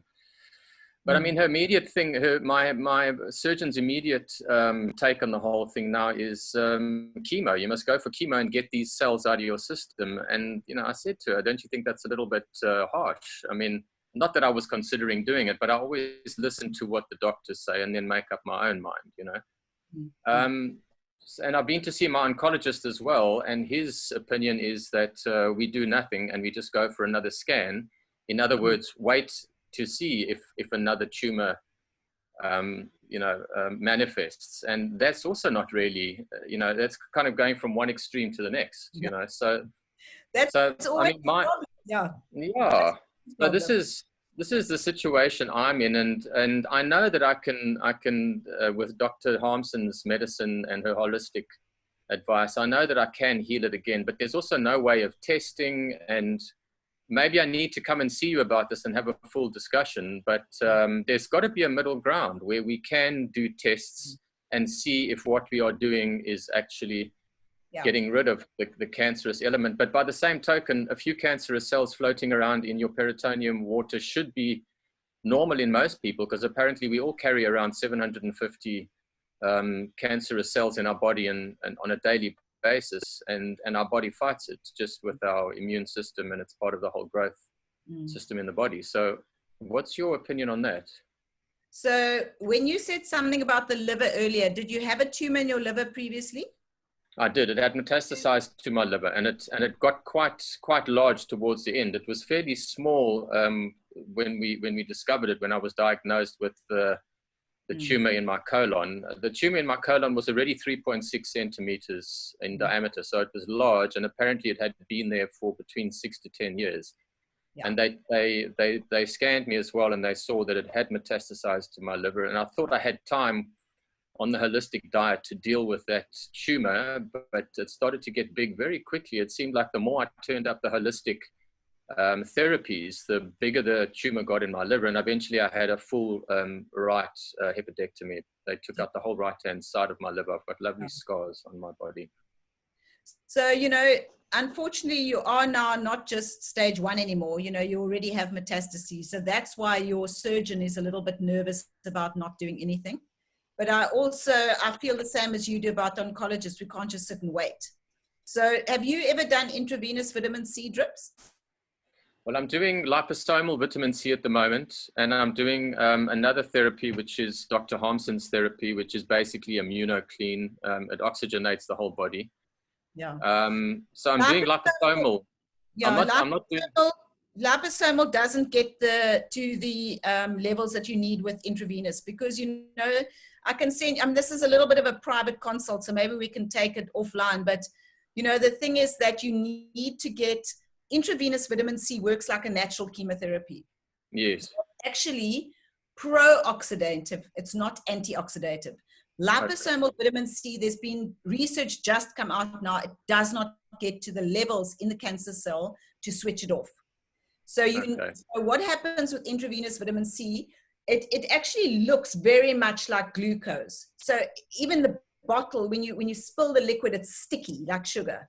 So what happens with the cancer cell is that the cancer cell thinks it's absorbing sugar, absorbs the vitamin C, but it doesn't have the catalase enzyme to be able to use the vitamin C. So the vitamin C gets converted in the cancer cell into hydrogen peroxide. And of course, that's toxic to the cell. So it swells it up initially and then apoptoses it or implodes it. So liposomal vitamin C is not going to do that for you. You need to get the intravenous. And the good news about your case is that, especially colorectal, almost 100% success rate with intravenous vitamin C. So Dr. Riordan at the National Institute of Health in New Bethesda, Maryland in the States, Dr. Riordan, he's done most of the good research on colorectal specifically. I've actually got papers of his. So I would definitely go intravenous vitamin C, and you need to go high. You look like you're not a big fat guy, so I would say probably at least 50 grams, build up to 50 grams of intravenous vitamin C once a week. If you can afford it, twice a week if you've got good veins. And that would be really important in your protocol, apart from what your therapist in Tsitsikamma is giving you. But I would add intravenous vitamin C. And then also, you've just got to keep it as clean as possible, but you definitely cannot do nothing. You can't do nothing. Yeah, and is that covered by medical aid? Intravenous vitamin C? Yes. There's no NAPI code for intravenous vitamin C, unfortunately, but you'll be able to claim. I know Dr. Smith in Sea Point does intravenous vitamin C drips, and he will charge you the GP consult, and you'll be able to claim the bags and the needles and everything like that. And you know, I could actually give you the supply of the vitamin C. You can maybe order it from Joburg yourself, get it at cost price, and take the vials with you to Dr. Smith. He's very nice. He'll do it for you with pleasure. All right. Well, that sounds like a plan. Yeah. Thank you. Yeah. But that's what I would definitely suggest. And then you've got to, your diet has got to be like a monk. Maybe also the plant paradox like Lyle's going to do. It's got to be really clean. Well, and no tap water at all. All right. Well, I get all my water off the mountain. Okay. Are you using the spring water? Yeah, I've got 3 sources nearby me, and I just fill up you know, twice a week, and I put it through a ceramic filter. Okay, cool. But it's you're not worried about the radioactivity from the granite? I've never looked into that. I've never really had any problems. You know, I just think it's mountain water. It's got to be good. But I mean, I haven't had it tested or anything. You know. Mm. Yeah. Mm. I just wonder about that because I know there's quite a lot of radioactivity in the granite there. Okay, well, this is in Silvermine. I'm in Silvermine. Yeah. I get the water off Silvermine. I'm in Notuk, yeah. Maybe just look into that a bit. I'm sure someone there's done some research on it. If you're in that area, it might be a bit far to go to Sea Point. I'm just thinking if there's someone closer. Dr. Lee Murray, I think is in Rondebosch, Claremont area. Leahb, yeah. Lee Murray, okay. Yeah, she might be able to help you. Okay. I think she's Rondebosch or Claremont or somewhere around there, yeah. I send a lot of my cancer patients who are in that area to her for drips. And she'll be able to do vitamin C for me. Okay. Yeah. And is it quite heavy on your veins? No, not at all. It's nothing like chemo. No, nothing like chemo. Yeah. I literally use tiny little baby Gelco, the little yellow one. Oh, yes. And I just make sure my patients, you know, we're careful when we put the drip in. And if you have not, you know, guys have usually got N1 highways for veins, so it's easy. But if you haven't got good, then always use Traumeel cream afterwards, and then you alternate arms. Okay, because I've got good veins, but my last stint in hospital, which was 5 weeks back, towards the end, my iron dropped a hell of a lot. I suppose it's because I had lost a lot of blood, and I lost a lot of energy, and my veins, and my blood pressure went down, and my veins just kind of collapsed. I've never seen it before, but it was obviously, you know, just a side effect of the surgery, because they've given me another colostomy bag now because they had to. Yeah. They had to open me up again and remove the scar tissue that had grown closed. And so I was a bit worried about it. I've always had good veins, but I was just, it must have been because of the blood pressure issue, I suppose. Yeah. Your autonomic nervous system, yeah. Okay. Yeah. Cool. Okay, well, that's great. So should I come and see you, or should I just go and see Lee Murray in Rondebosch?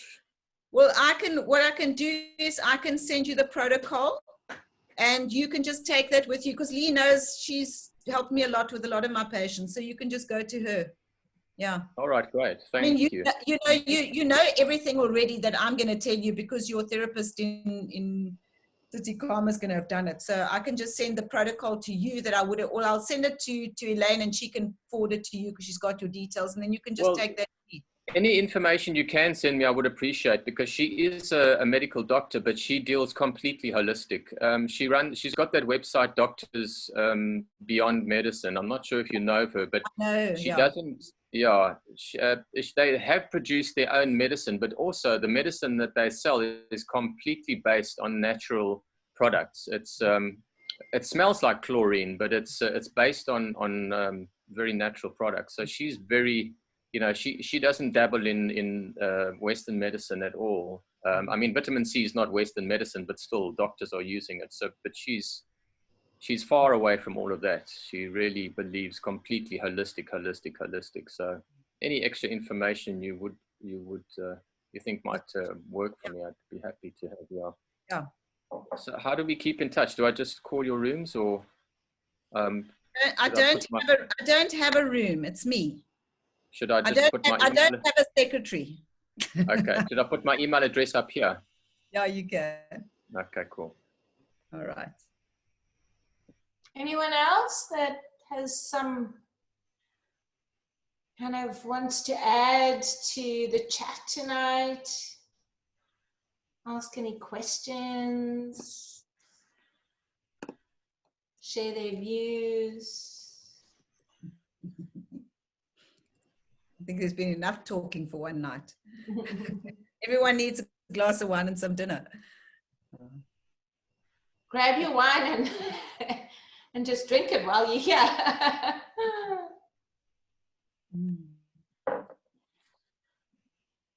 I just want to say, Elaine, thank you very much. Can you hear me?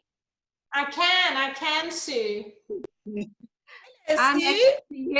I'm Helen's sister. I want to tell you, I have to look at her on Zoom to be able to see her these days. But anyway, thanks very much. This has been fantastic, Elaine. I've listened to Helen's lectures often, and what a great idea, and good luck. I think your concept is fantastic. Thanks, Sue. I'm really pleased that you joined. So if you're interested in more talks, yeah, just hop on and come and visit. And it's really one of these things where, you know, anybody that has a story or has something to share, this is about empowerment as opposed to the victimization thing. It's very easy to go down a rabbit hole. So, you know, this is sharing uplifting things, sharing ways of becoming healthier. We can become a healthier community and society, not just how we eat and you know how we move, but how we think. I just want to share a secret. I'm on Health Point at the moment, but I saw you all drinking wine and I had to go and pour myself a glass. I just want to tell you a little secret about Helen. Her house, we call it the 3 Bates Drive Hydro, because if you go there, you're not allowed to eat anything bad. But you are allowed wine. Wine is allowed. For one vice. Cheers, everybody. Cheers. Stay well and stay safe. Bye. Bye. That's divine. I mean, I love this. You could join. Yes. Jenny's dog. Thanks, Ivana.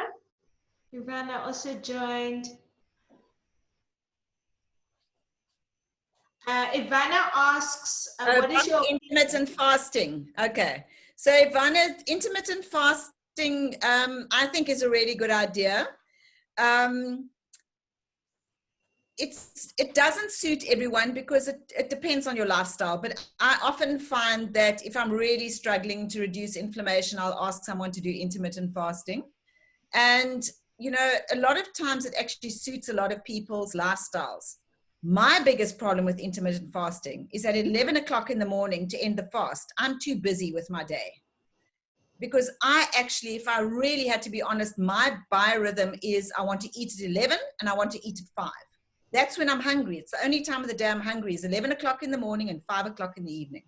But the problem is that I'm damn busy those times and I can never do it. So if I didn't have to work, I would definitely 11 and 5. Those would be my 2 eating times. But I'm always busy then, so it doesn't work for me. And I can't eat in front of a patient. So, but I think intermittent fasting is great. And even doing a fast on a Monday, you know, from Sunday night 6 o'clock to Monday night 6 o'clock, just doing water and just flushing yourself out, you know, with lots and lots of water for 24 hours. And really to go from breakfast to dinner without food is not hard, you know. So it's not like you're doing a whole 10 days of fasting. Just do a little fast every now and again. It really just resets your metabolic clock and it gets you feeling better. But intermittent fasting, I think, is great. I do have a problem with a lot of what people consider banting, because what Tim Noakes considers banting and what the general population considers banting are completely different ball games. I've been at a congress with him and I've literally seen him eat one little lamb chop with 4 blobs of butter on it and a little handful of broccoli. Now, my son, he was writing exams and I said, I haven't seen you for ages. I'm going to come and visit you. And I arrived there at 8 o'clock in the morning. That was the slot I was given. And he was having a packet of bacon and 3 fried eggs in the pan. So I said to him, Chris, you cannot eat all of that. Number one, you've got bad, genetics for cholesterol. And number 2, you're going to get a kidney stone from all that protein. Mom, you don't know everything. I'm banting. So that was his idea of banting. Mom, you don't know everything. So I said, okay. Needless to say, 3 days later, he popped his kidney stone. And, and that's the problem, is that everyone thinks, especially in South Africa, we all love meat. They all love to think that, that banting is high protein. Banting is moderate protein, low carb, high fat. But my problem in South Africa is that most people like to do high fat as animal fat, and I prefer to be plant fat. So that's just my take on the intermittent fasting banting thing. I personally do not have the genetics to be able to bant. My cholesterol goes way up to 10. But if you're lucky enough to be able to bant, I think it's great, because you don't ever get hungry when you're banting because of the high fat, but it just doesn't suit my genetics. You have to understand that not everyone can bant. Most people with diabetes do really well on banting, but I prefer to be a plant-based banting and not a meat-based one. Yeah. But that's another whole lecture on its own. Yeah. As you can hear, I like to teach. We love listening to you, so I'm thrilled. Okay, so we're ready for lecture 2. The plant-based banting sounds very interesting. Oh my goodness. Yeah, that I think Elaine will be able to give you. She's probably got the real perfect one for that. I can send you all like a delicious meal every Thursday, like as if I'm going to feed you all, but I spend the afternoon, every afternoon I cook, but like I actually don't even teach beyond lunchtime on Thursdays. It's where I prepare, I cook, I listen. I'm a health nerd. But if any of you want really quick, nutritious, easy, healthy dishes, I mean, I hate labeling it, but most of the time it is going to be vegan with me. I don't really eat meat, and I can't eat dairy. So they're always delicious vegetable dishes, and I'm really happy to share them once a week. Send me a WhatsApp and I'll tell you what I made this week. And like Helen said, there's nothing that I do that takes longer than a half an hour really to cook. Can I ask one more question? I don't know if it's going backwards, because I also unfortunately came late, but the plant paradox, where do we find that, or what is the information on that? Or so Dr. Stephen Gundry, he's a cardiothoracic surgeon. Yeah, and he developed the diet. It's very controversial, but I actually find for people with really bad inflammation, people who've got autoimmune disease who just can't get sorted, he's got a really, really, really strict 6-week program. And often that, just doing that 6 weeks, you'll get to know whether it's something that you're going to do or not. It's not like you're going to try it for a year to get results. You're going to get results in 6 weeks or not. That's actually very interesting. I was listening to a lecture. I was up in the middle of the night. I was listening to him, and I printed out some what to buy and what not to buy. I haven't looked at it yet. So, because I just had a quick look now on the internet to see what the plant, and it said his name. So I wasn't sure if it was him or if you had something different. So it's very interesting. That's 2 messages in 2 days. So the same message. I think I need to maybe Heidi, it made a huge difference to my, I've just got arthritis in my wrists, and I started getting arthritis at 35, and I don't know if you can see my hands, but I don't have any of those big lumps. But if I eat a fresh cherry tomato, because every now and again I crave the lycopene, and then I'll go and buy a little punnet of organic rosa tomatoes, and I'll eat it, and this finger literally doubles in size, and I get a big Heberdin nodule out over there. And I've been able to control my arthritis with diet completely. And of course, a bit of biocurcumin and omega-3. Yeah. And the omega-3 brand, is there any brand, are you allowed to give us brands here? Or you know, I don't like brands, but I do like all the Coin products. So Coin's got a great one called First Omega, and then I use one from Norway because of health optimizing, which is called San Omega. It's very high in EPA, which has made a huge difference to my arthritis. The Coin one is high in DHA. Kevin's got little kids, so he's got the DHA for the brains. So, but you can, you know, you can play around. The big thing about omega-3s, don't buy the cheap stuff from, you know, the D pharmacy, because you're gonna get what you paid for. And especially now with Fukushima, you know, happening, I'm worried about the radioactivity. So those of us who are going to come up with a vegetarian, vegan omega-3, I know they're trying to make it now from, there's some really good DHAs from algae. I think those guys are going to clean up. I just wish I had the time to go and do that as a new business venture, but maybe one of you guys will do it. Because I think we're gonna have a problem with the C omega soon with that radioactivity, because that cesium that they dumped in the North Sea takes 1,000 years to degrade. Wow. Yeah, and they're already seeing the tumors in the fish. I just wanted to, sorry, thank you, carry on. no, I just wanted to add to the plant paradox, just to remind you, Helen, about Erica with her fibromyalgia, what a huge difference that made for her. Yeah, it was amazing. I mean, a friend of mine who's been getting cortisone injections into her knees, and within, I think it was about 10 days, Lee, or was it less? It was less than that. Like within 4 days, she noticed a difference. Yeah. And now she at the moment, so she did the 6 weeks, and it like made such a massive difference. And then now she just goes back and is really careful every now and then when she feels herself have a flare up. It's made a huge difference. Yeah, yeah. Thanks for But that. Helen, Yeah. but Helen, if you want your tomatoes, the thing that I did hear him say last night was peel them and take the pips out. So maybe a bigger tomato if you're craving tomato. Well, that's what I do now. Oh, after reading his book. Yeah, after reading his book, that's what I do. Yeah, I make beautiful tomato sauce. Yeah, it's great from my organic tomatoes. Yeah. I'm still nervous though, so I only do that once a week. But and you haven't had an impact if you take the skin off and take out the pips? No, yeah, you know, we've got to go back to how they did it in the old days. That's what the Italian mamas have done forever. Yeah. Peel the tomatoes and take the pips out. Yeah.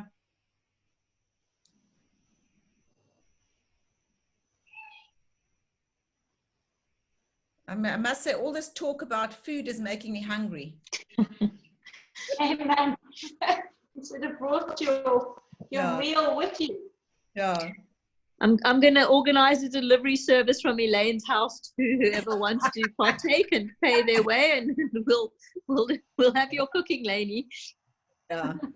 I think as if I'm serving like 10 people. I've got like enough soup already, and it's just me. Maybe I can come for my yoga lesson and we can cook together, Elaine. Yes, that would be fantastic. Okay.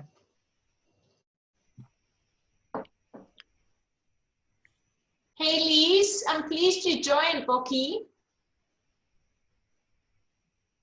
Lisa shared the most amazing green soup with me when she stayed with me a few months ago. It was kind of a few months ago. It was December or something, I think. And there are a lot of vegetables I know of, but I didn't know the benefits of stinging nettle.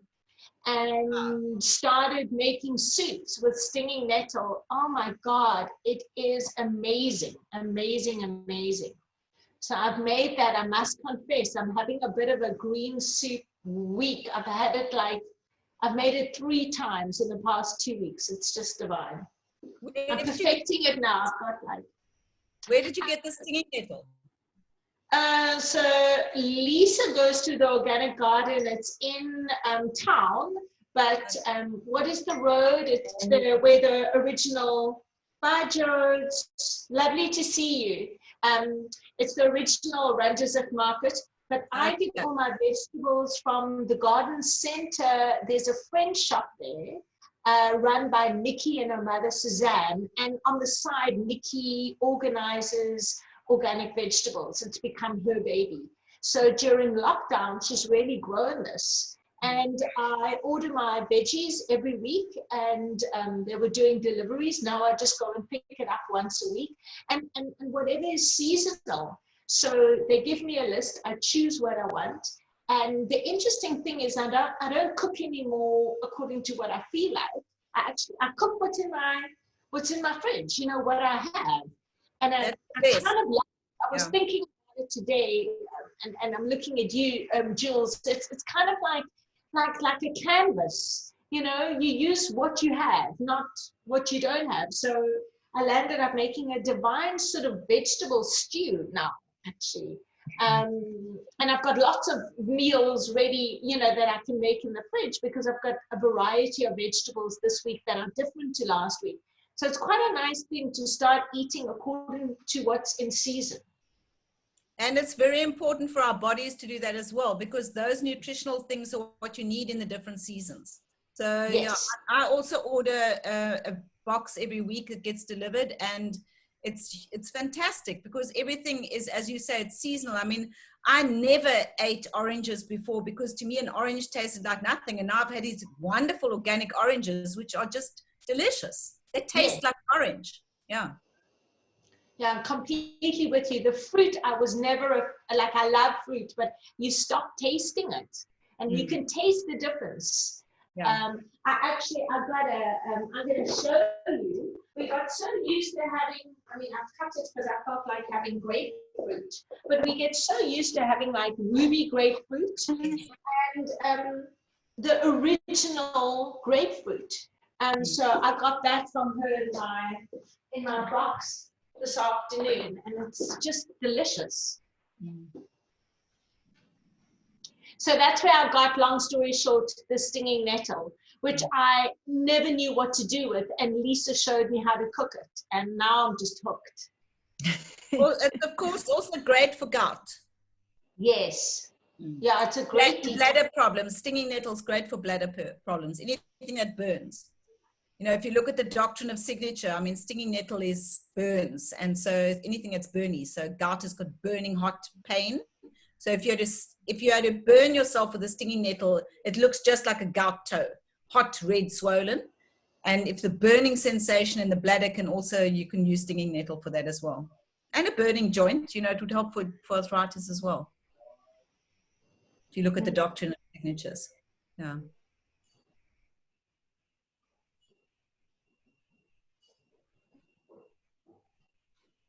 So I've got a question I just wanted to ask about soya. There's so many different sort of takes on it, and I just wanted to ask you what you thought about it. So number one, the big problem is, of course, again, we're in Africa, so we're the test tube of the world. Let's throw it into Africa and see what happens. So we've got all the GMO soy. So that's why I've got a big problem with soy, is the GMO. But if you've got an organic soy product and they have grown it properly and you don't have any contraindications, it's fine in moderation, you know, especially because vegans, they need soy as a protein. And then there are a lot of good protein powders that use soy isolate. So as long as it's taken the amino acids that are good from the soy and used it as an amino isolate, you'll often get really good protein powders like that. I don't have a problem with it, but you need to know, is it non-GMO? Is it organic? And if you've got, you know, any kind of estrogen-sensitive tumor, I would be careful. But, you know, if you look at the data from the East, where they eat a lot of soy, there was a really good article right at the beginning when I was doing cancer, and they showed that the children in the East start eating soy really young. You know, they don't eat this revolting cereal that our kids are brought up on. They actually eat food for breakfast. So they'll often have like soy for breakfast in a bowl or some kind of a little broth thing. And because they've eaten soy from young, from childhood, they actually have modified the way that their epidermal growth factor is expressed, which is often one of the things linked to cancer. So that, I think, you know, the whole end story of soy, we don't really know, because it also all depends. It's one of those things that were you brought up with it, or did you only start eating soy because suddenly you became vegan or you wanted to help your hot flushes or whatever it was. But it's a terribly difficult place where soya is. I think that we can't just throw the baby out of the bathwater, which is what a lot of people have done. And they've said, no soy, you're never allowed to have it. I think there is a place for it, but you need to be careful. I hope that answers it. Yeah, that helped a lot. Thank you. Thanks very much.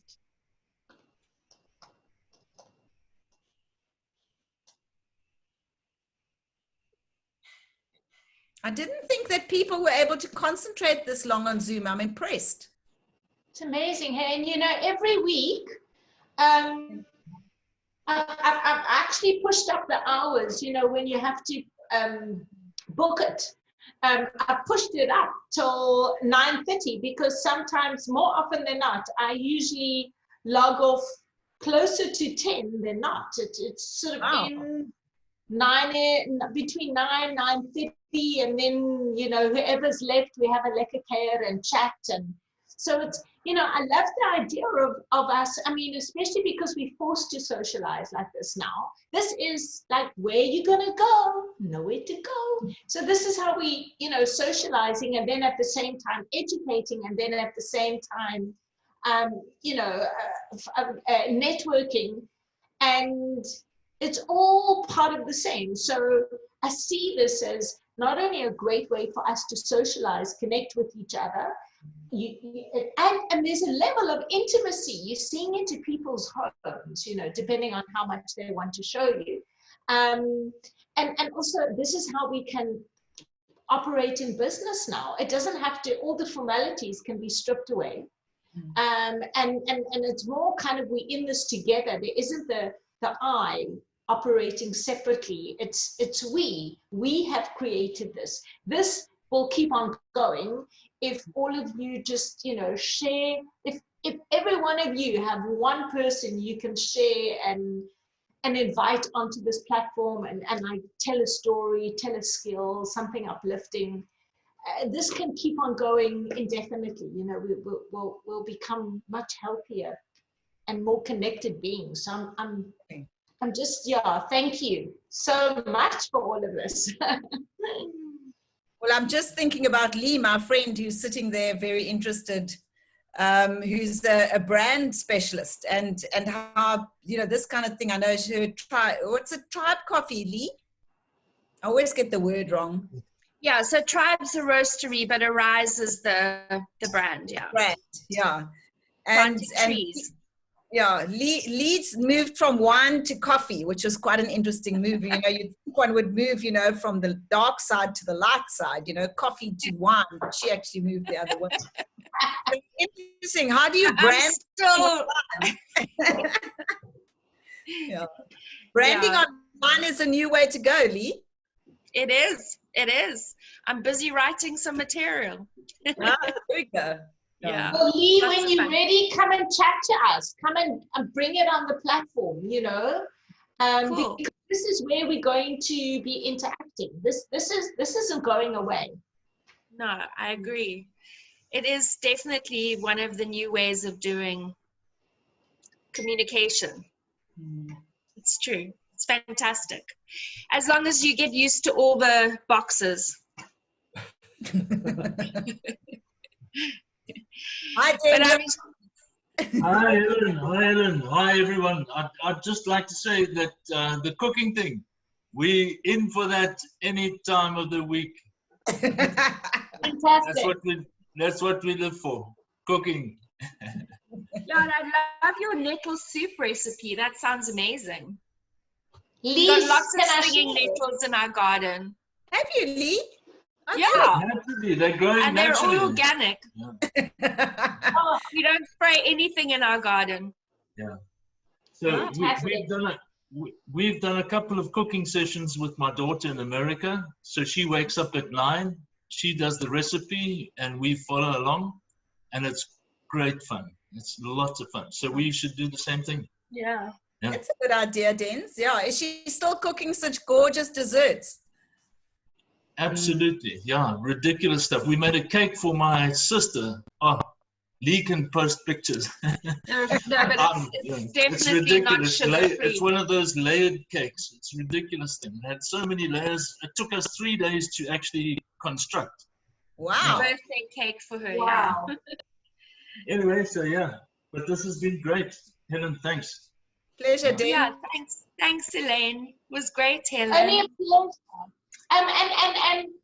Lee, take my phone number and send me a WhatsApp, and I'll send you some recipes, and I'm going to put you on the kitchen group and any information that's come through tonight. That would be wonderful. Thanks so much. I'll get the details from Helen. Okay, cool. Okay, you Awesome. can go into chat. My phone number should be there. If you don't see it, just let me know. I actually looked at the beginning and I didn't see it. I think it's nearer the again, but I'll send it to you. Yeah. Yeah. Perfect. I'll put it again. Okay. Thank you. Lovely. Thanks so much. Pleasure. Thanks, Jules. All of it.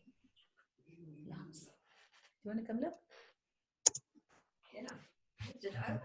No, you can come look. No, just. My mother, who is 86, lives with me. Come put your head there, Mom. So that's my mum of 86. And she says, who the hell is that all there? She must remember us. Yeah, you remember Lee and Dan's Mom? Oh, yes. Yeah. I know them. She's having a little sherry. She has it in a thimble full because she says we all drink too much, so she's got to be careful.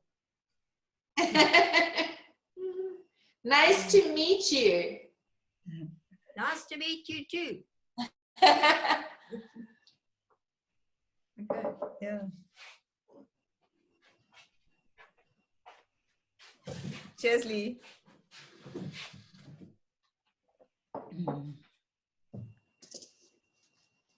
He's left at our party. Adam, thank you for joining tonight. Nice to see you, my friend. I was busy talking with my microphone muted. Try again.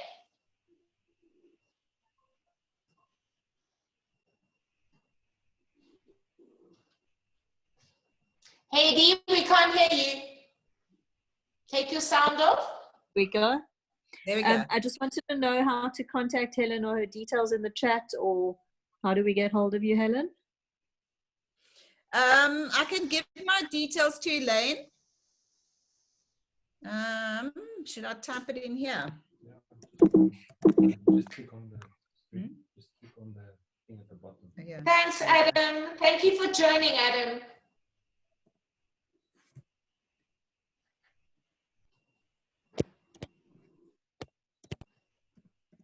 Thanks, Annalise. I think I've just missed you. Lekker to see you, Book.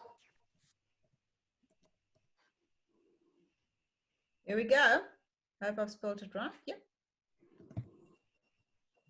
How do I get it to send? Oh, there it says Colleen Stein privately. That I don't want. Just change that. To all. So what you can do, Helen, is you can go to, oh, there we go. Yeah, I've just put it on. Thank you. Pleasure.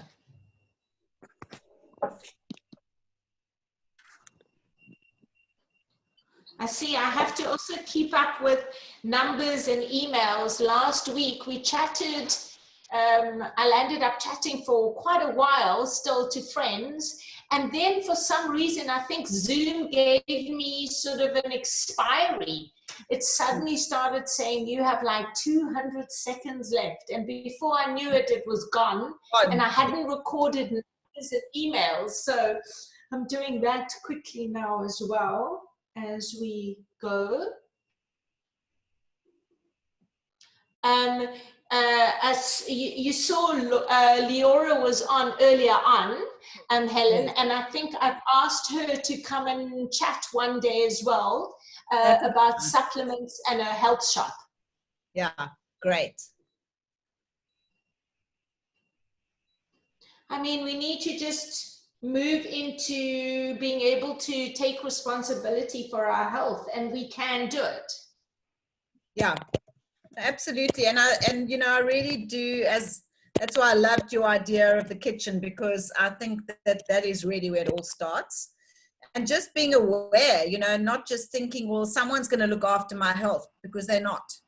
You know, yeah. I mean, I once had a guy come to my practice with this terrible red rash all over. And I said to him, you know, I went through everything, and I was like, have you done this? Have you done that? Are you allergic? And nothing. And eventually I said to him, so what do you do for fun? So he said, oh, I cycle. And near my old practice, there's a little forest called the Magic Forest, and all the cyclists go there because it's got nice little ups and downs and whatever.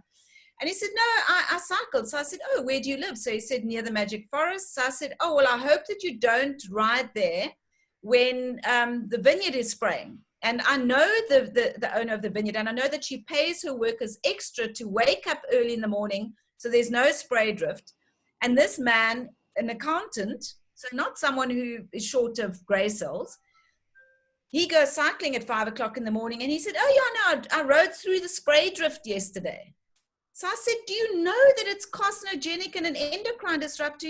And his words literally were, surely the government wouldn't let them spray something that's bad for me.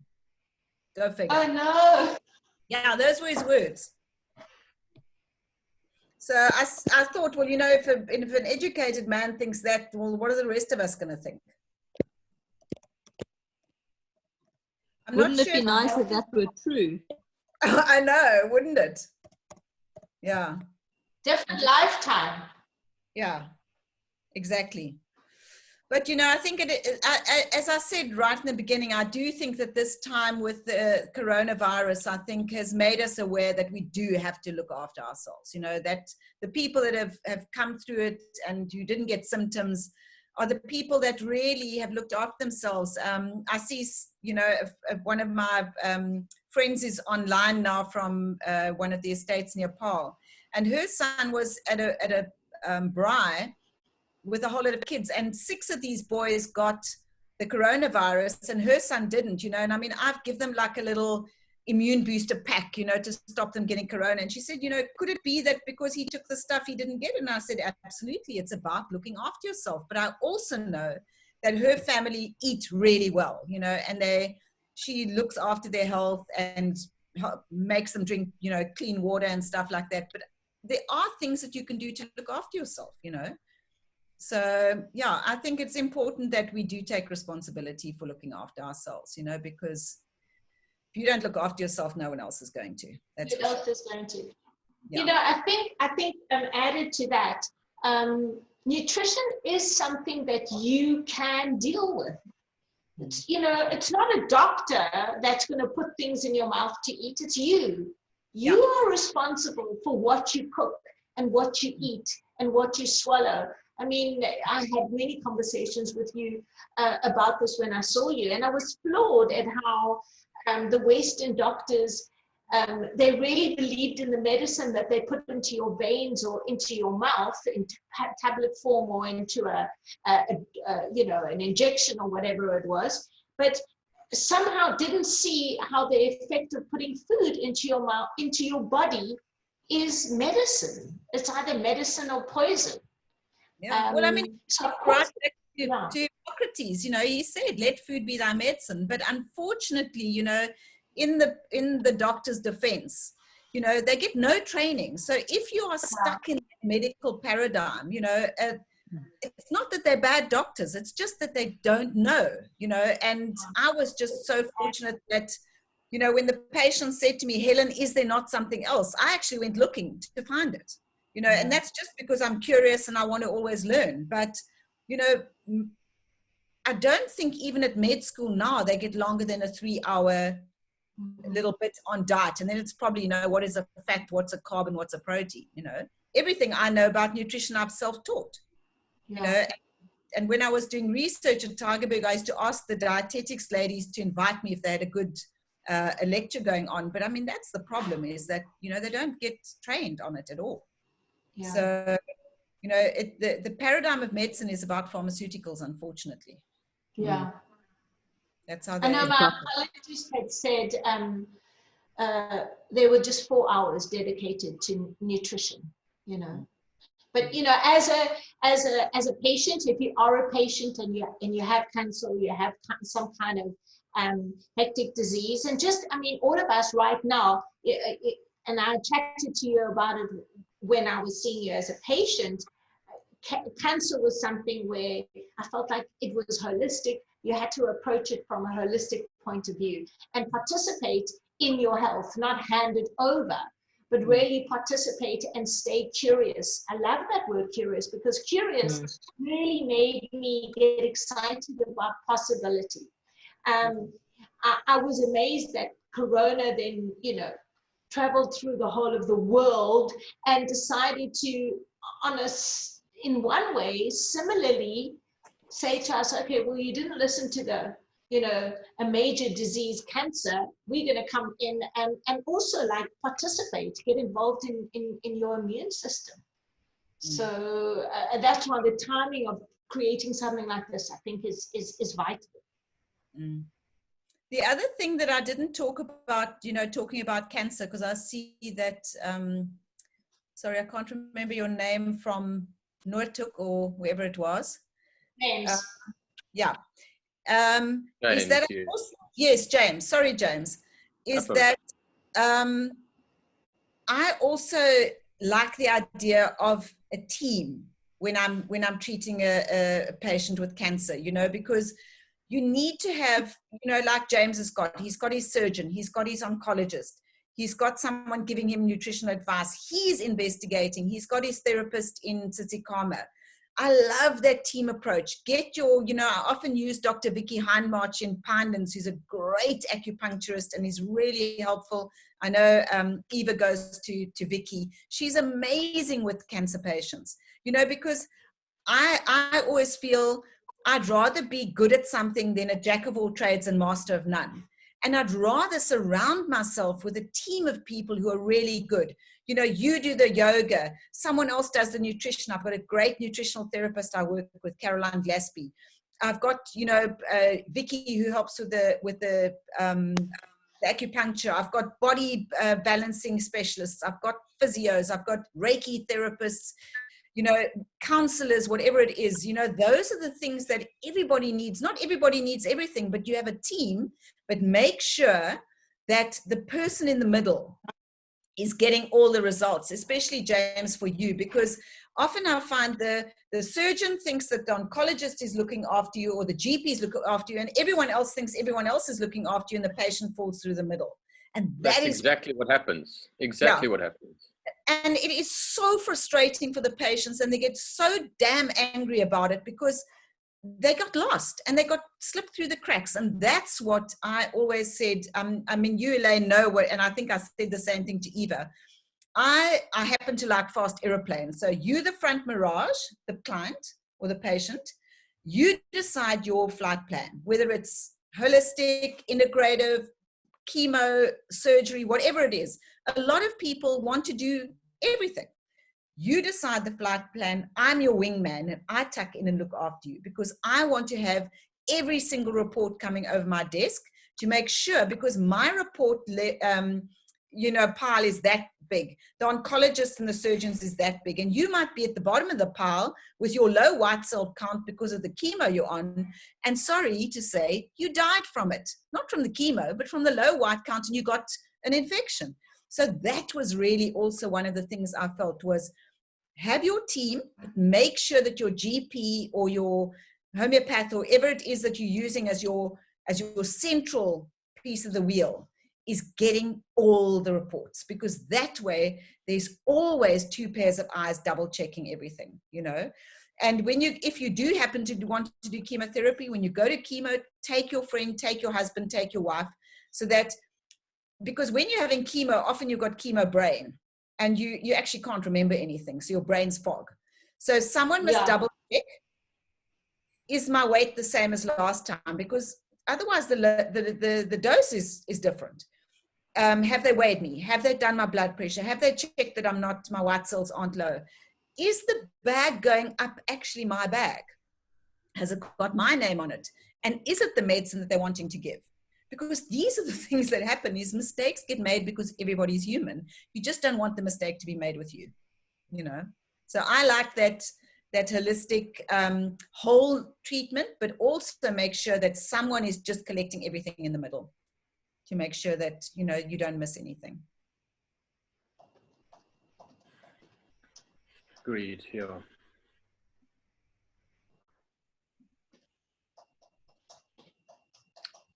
Can I ask another question with regards to, I mean, obviously there's the whole kind of...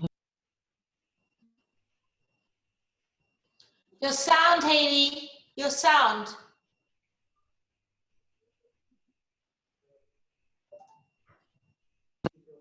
Hello? Yeah, we got you back. Now. Just your kind of top recommendation for reducing stress, if possible, if there's I know there's a whole holistic approach to that as well, but if you have a one kind of thought on that, what would come to mind? Okay, well, it's always 1, 2, and 3 is exercise. Sorry, it's always. So, you know, there's Elaine doing yoga, probably doing a stretch in the background there. So always, and especially, you know, especially for men, funny enough, exercise works the best.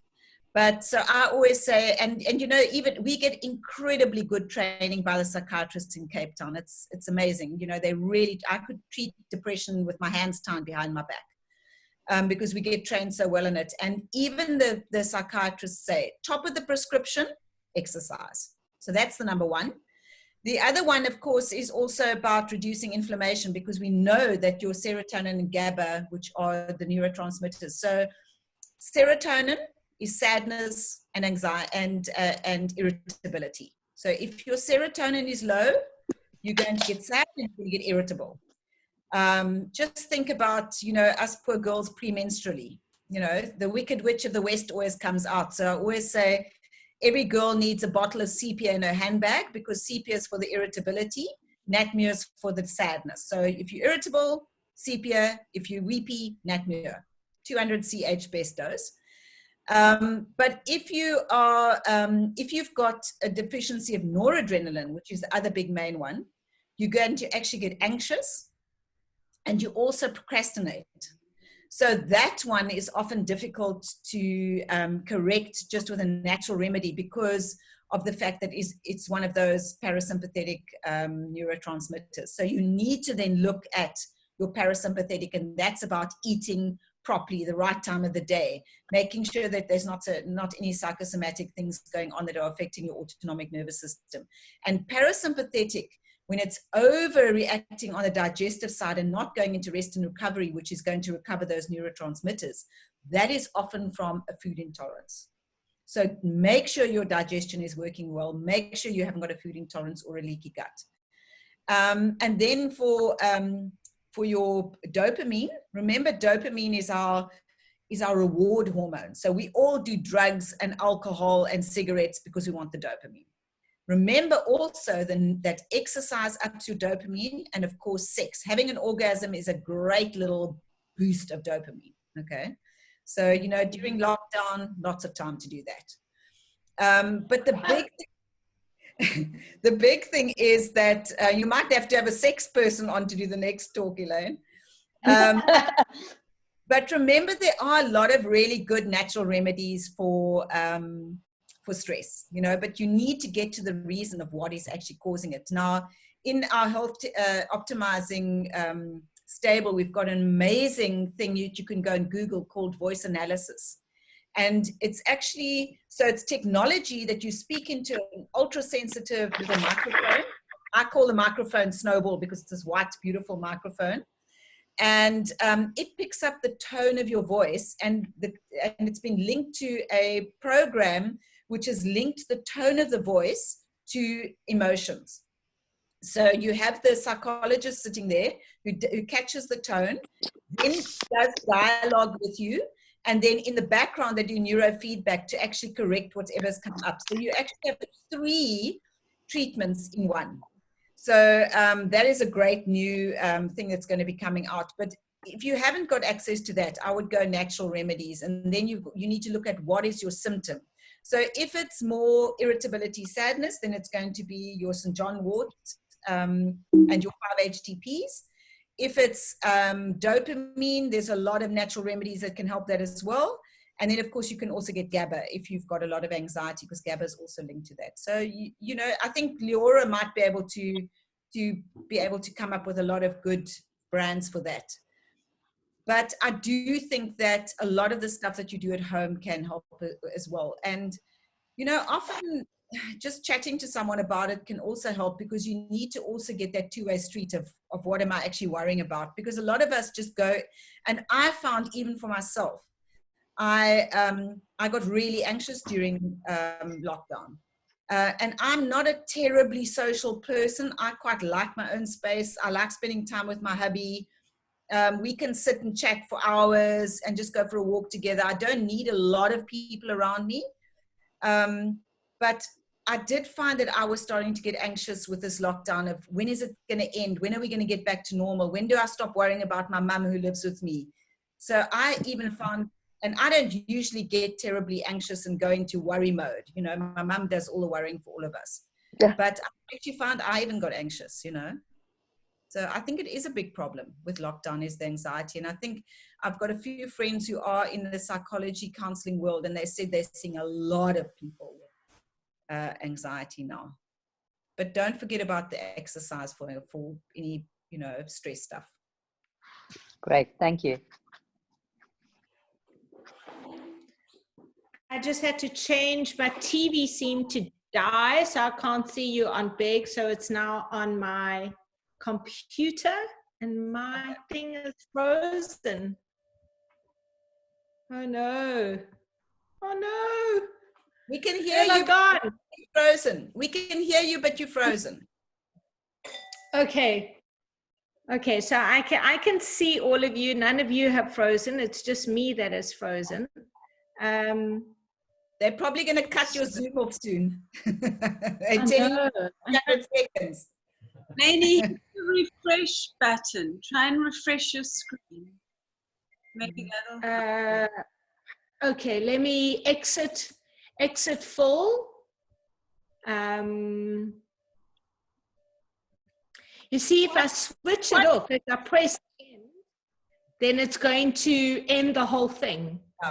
I don't know how to press how do I refresh without losing it? Speaker view. A non-tech person here in terms of Zoom. I might join a meeting and organize one. Don't you have a thing where it says leave just for you or leave for everybody because you're the host? And just no, it just says end. It'll end. Yeah, if you leave, it's going to end. Yeah, it just says end. I think it's because it starts giving me a sort of a countdown. Darn. Yeah. I'm so sorry, everyone. But you can hear me, and we can still continue questions. I can try and see if I can put the video. You're back. Okay. Helen, in what area are you in? In the northern suburbs, in Leuvenstein, just below Welgemoot. Okay. Yeah.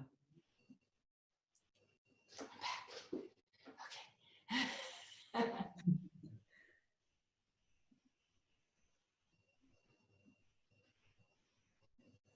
Technology is amazing when it works, and then when it doesn't, I find it terrifying. Shem, this has been, you must be starving. This has been longer than I'm sure you anticipated, but I'm so grateful for it. So they always say that you should not have a meeting longer than 45 minutes on Zoom because people cannot concentrate for longer. So I thought, well, never talk longer than an hour. I didn't think I'd be able to talk for longer than an hour. You know, it just shows you, I think when it's in a formal lecture setting, then it makes it awkward to stay and concentrate. But when you take it into a scenario where it actually you feel like you're just socializing, you're sitting on your couch or you in your kitchen. It becomes a different thing in your head anyway. And people can relax and they can concentrate much better. Mm-hmm. We should do business meeting. This is the new business meeting. Yeah, can you imagine? We all bring our glass of wine and some food to the business meeting. It sounds like a full meeting, hey? Yeah.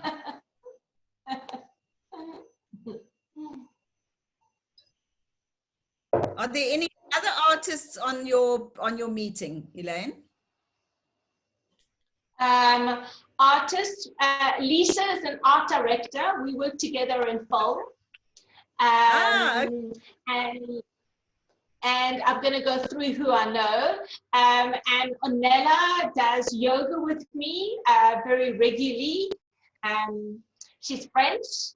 And Terenee comes to some of my classes when I was teaching at Yoga Zone, and she came to a yoga retreat of mine, and I really wanted her to listen to you and meet you tonight to get a more positive perspective here. And Haiti and I are related. And Eva and I met also coming to my yoga class in Sea Point at Hot Dog. And then the others that are in, are hiding away. And Naomi's the chef that was busy cooking, and I'd love to know what she cooked tonight. Iris is her mother, and I think she has guests, but I know she loves listening. And Melissa, I think Melissa comes to yoga. Sandra, I don't know, and Ingrid, I'm not sure. And that's Sandra is a friend of mine. Okay, yes. Lovely. I'm so pleased there were quite a few of your friends and family that came on as well. Yeah. Yeah, I'm actually looking after Sandra's daughter's horse at the moment. There she is. Hi, Sandra. I'm muting my video because I'm sitting and I'm working on this side and listening with half an ear on this side. Oh, I hope you're not I want Dr. Helen to hear that. Yeah, she's a workaholic like me. I hear you. But it's kind of nice. It's, it can be live radio. Yeah. So that you don't have to feel like you're just sitting down all the time. I've like popped in and out and checked my pots. It was, warmed up my soup. And I want people to feel that relaxed. And then they'll end up staying much longer. Because it's easy. So if there's anybody... Yeah, Sandra has actually done a massive turnaround in her own health. So it would actually be very interesting to hear Sandra's story maybe someday if she's got time. I know she's always too busy. So if you need a good property lawyer, she's the girl to go to. But she's done a massive turnaround in her health from being really, really sick. And now look how gorgeous she looks. So she worked really hard. Yeah. Yeah. Well, I mean, Sandra, if you ever have time and inclination, I'd love you to share the story, because that's what we need. We need to hear these uplifting stories so people get hopeful again. Yes, that would be nice. I've sent you my telephone number to add me to your group. I've posted it on this chat. Yeah. Okay. Let me quickly grab it, because last week people put numbers down and I didn't get the last few. Must I send it again? Yes, send it again. I'll also send it just to double check, Sandra. So because I'm going to send his number as well. There. Apparently, if you click file, you can get the whole chat. So where do I put it now? Really? Where's file? Huh? Oh, your computer. So if you click the little thing on the chat group, it says file, and then you can drop it into your computer. Oh wow! Yeah. So that's quite nice. My husband's very clever with all this stuff. I love that. It's brilliant. Can I get it even after the? No, I'd have to do it while it's going on.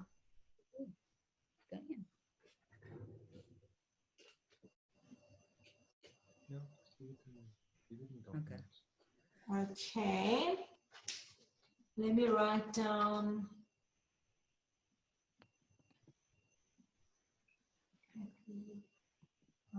I'll also send it, Sandra. Thank you. Okay, I've got it. It's in my way. I couldn't see it. 73727. Thank you, Sanjay. Okay.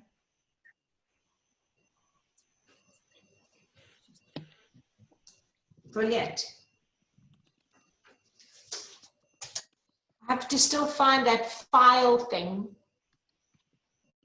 You know where it says to everyone at the bottom, and there's a little thing that says file? In the chat, you can type a message. Yeah, I'm in the chat, but it kind of, I know what I need to do.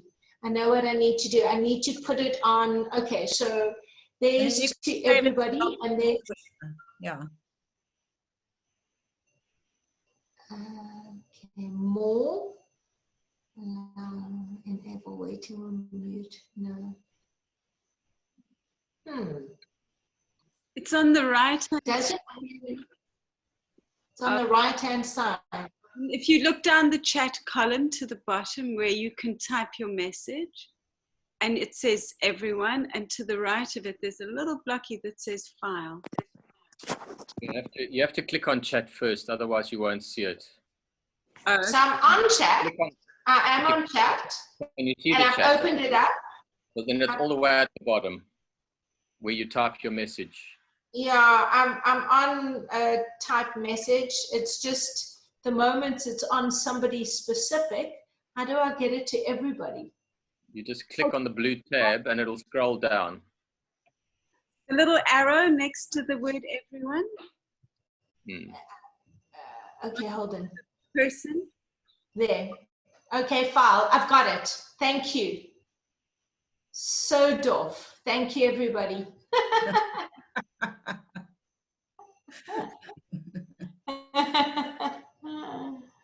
Okay.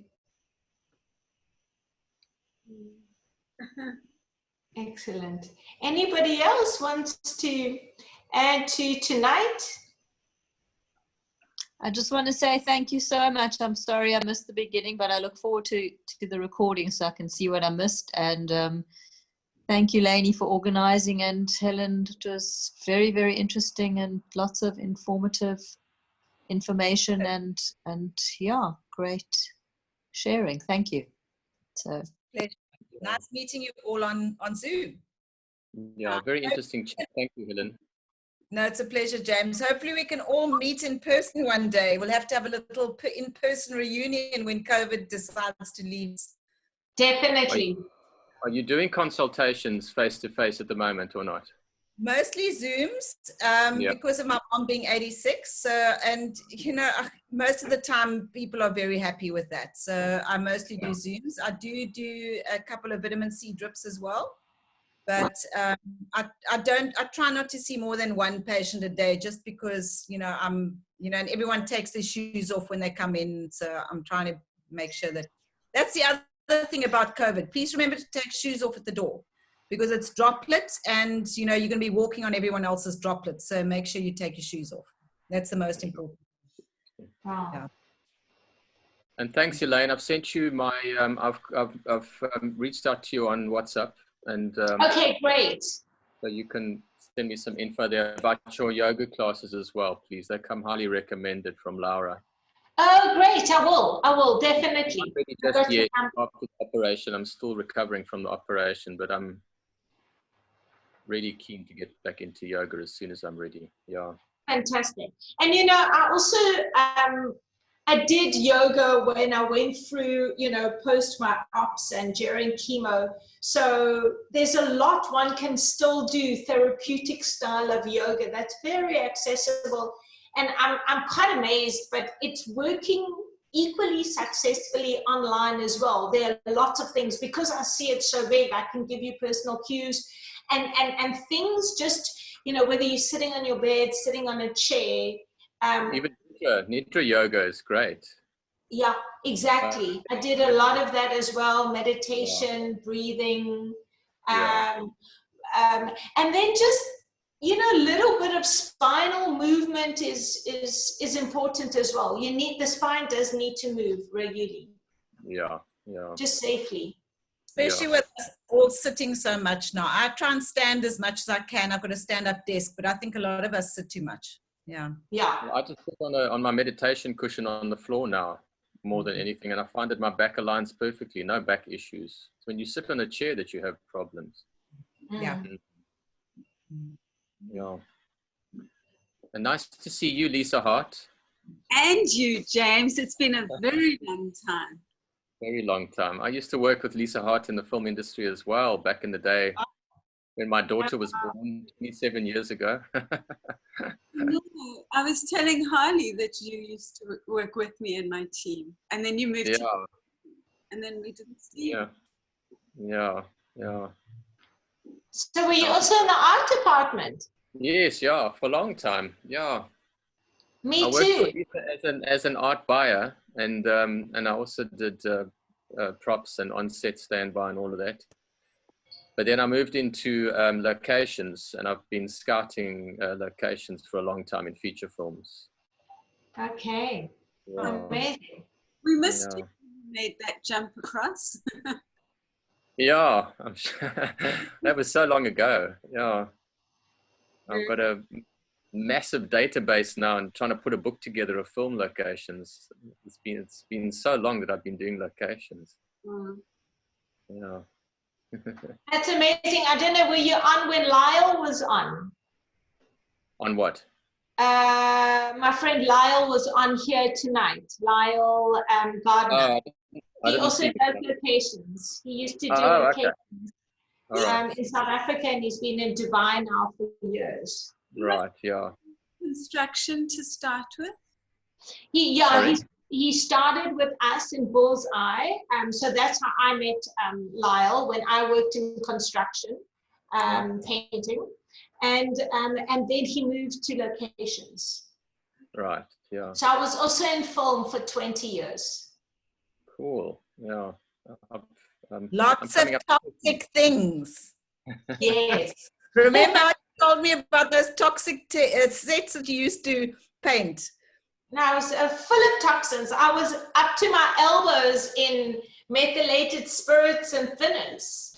Oh, and God. Looking like a demon. Yeah. I was. But not anymore. So Elaine, you know that I've also I've lost probably 4 ladies who are makeup and hairstylists from ovarian cancer because of the pigments and dyes in the makeup and the hair dye. Wow. And because the azo dyes are really toxic to the ovaries. Yeah, so it's really sad. So, you know, maybe we also, James, you need to put a little health warning in your book as well, maybe. Because, you know, the makeup artists always mix the colors on their own hand. They do. And I always say to them, just take your model or your actress or your, you know, actor's hand and mix the color on their hand. Don't put it on your hand, because you're doing 100 of them a day and they're only having their face done once a day or twice a day. Yeah. You know, we just don't think about it because we think, well, you know, it's going to be okay. But it's just too much of okay with an azo dye that's toxic to an ovary, you know, and you're stressed out or whatever, throw a couple of things together and then bang, cancer. Yeah. I mean, in years and years of non-stop, those chemicals had a huge effect. I mean, doing chemo just felt like I'd spent a weekend painting a set. Yes, exactly. Like, I know this feeling. Yeah. I'm always nauseous, always a headache, always a sore stomach. Art departments. Oh. I know, and mine was. I mean, I was in construction, so I was surrounded, immersed in paint for 12 hours a day. I immersed myself. And what about those walls, Elaine, that you talked me? I can't remember when in Europe you were on that famous film and you had to stress all the walls and make them look old. And then you used to use terrible chemicals to make the walls look old. We did we did a nice movie in Lithuania. That's it. Yes. Defiance. Yeah. So we did like a section of a street where we had to age it down, but that was the standard thing that you did in film for the scenic department, was like just kilometers of aging walls, peeling paint, and I mean I loved it. I was good at it. I loved doing it, but I mean it was just the volume was just too much. But it was a bizarre thing to do for a living, you know. So I clearly needed to, cancer decided I needed a break on that. And I haven't painted since. Huh? What cancer did you have? Breast cancer. Breast cancer. Mm. So that's when I stopped doing movies. But luckily I was doing yoga already. I'd been doing yoga teaching already for about 4 years, practicing yoga for about 14, 15, something like that.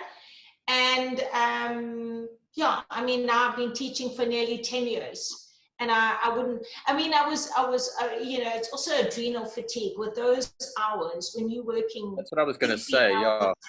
Working on set is just brain damage for anybody. It's a killer. It's really not a healthy lifestyle. That's why I changed the location. I'd rather work on my own than have to work on set. Those long hours are killer. Yeah.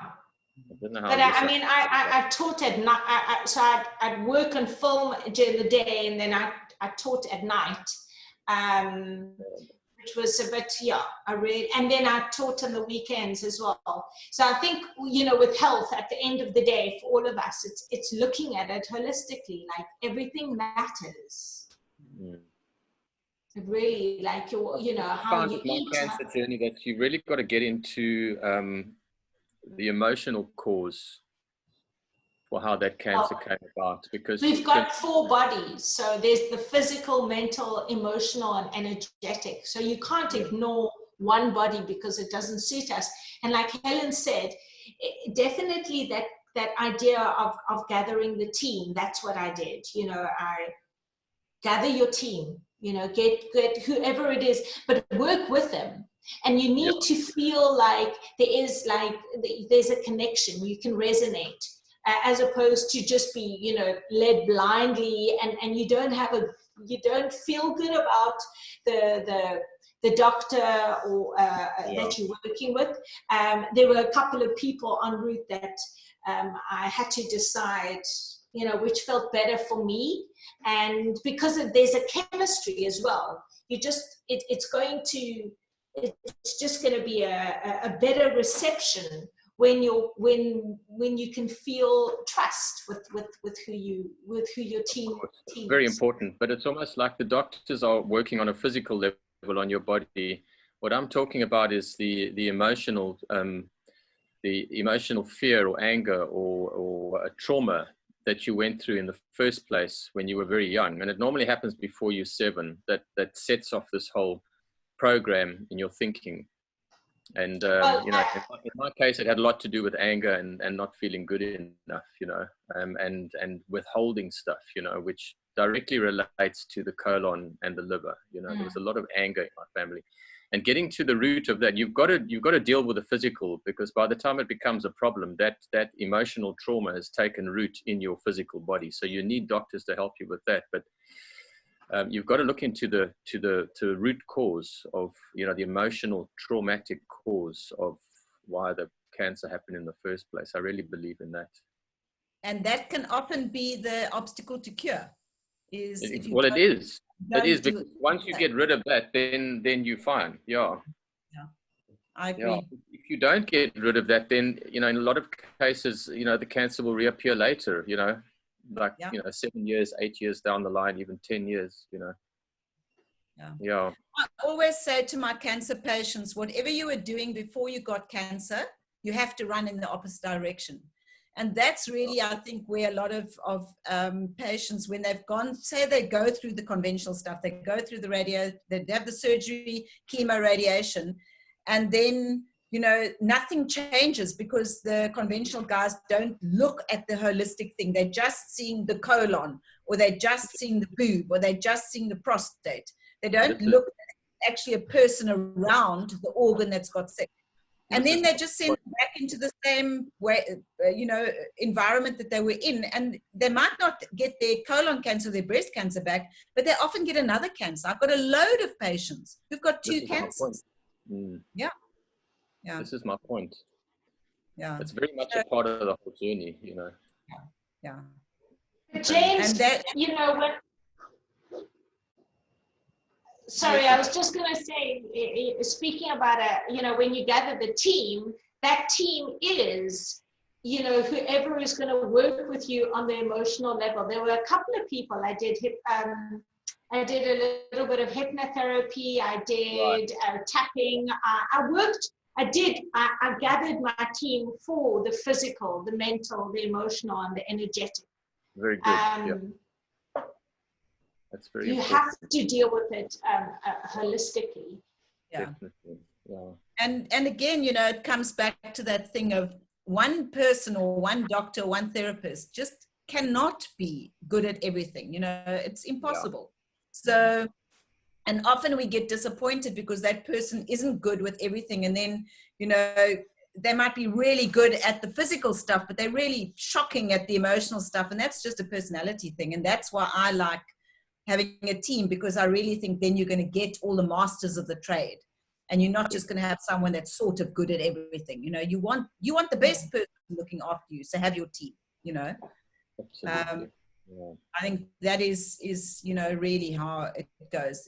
It's very difficult to have one person looking after every aspect of your illness. Yeah. That's my opinion. Yeah. I mean, I think it's also, you know, there's a deeper philosophy in that. In that, one of the most important things I learned, and that I needed to understand on a very deep, almost cellular level, is that we're not alone. There is support. Part of me doing this is this exact thing. I'm doing it for that reason, so that nobody ever feels alone, no matter what your situation is, whether you, you know, single or divorced, or, you know, with a partner, but you know, when you go through a disease, and that's quite hectic, then you start thinking about all of those things. But we don't need to be living in isolation anymore. And the thing is, we heal when we come together. It's when we separate, no matter what it is, like in politics and it doesn't matter. Anything that separates causes pain. Anything that brings together heals. And you know, look at sort of a cancer journey. That's how I approached it. But there's no difference. You know, the one thing, and I think I always had this, like my sister would laugh at me, she goes, do you know, you always have like construction metaphors. But I remember when, you know, when I was going through treatment, you know, your health is not a commercial break. Your health is a full-time, permanent feature film. And so how we then go ahead and approach our health on all levels is how we must approach our life. That's what we're doing with Corona now. Yeah.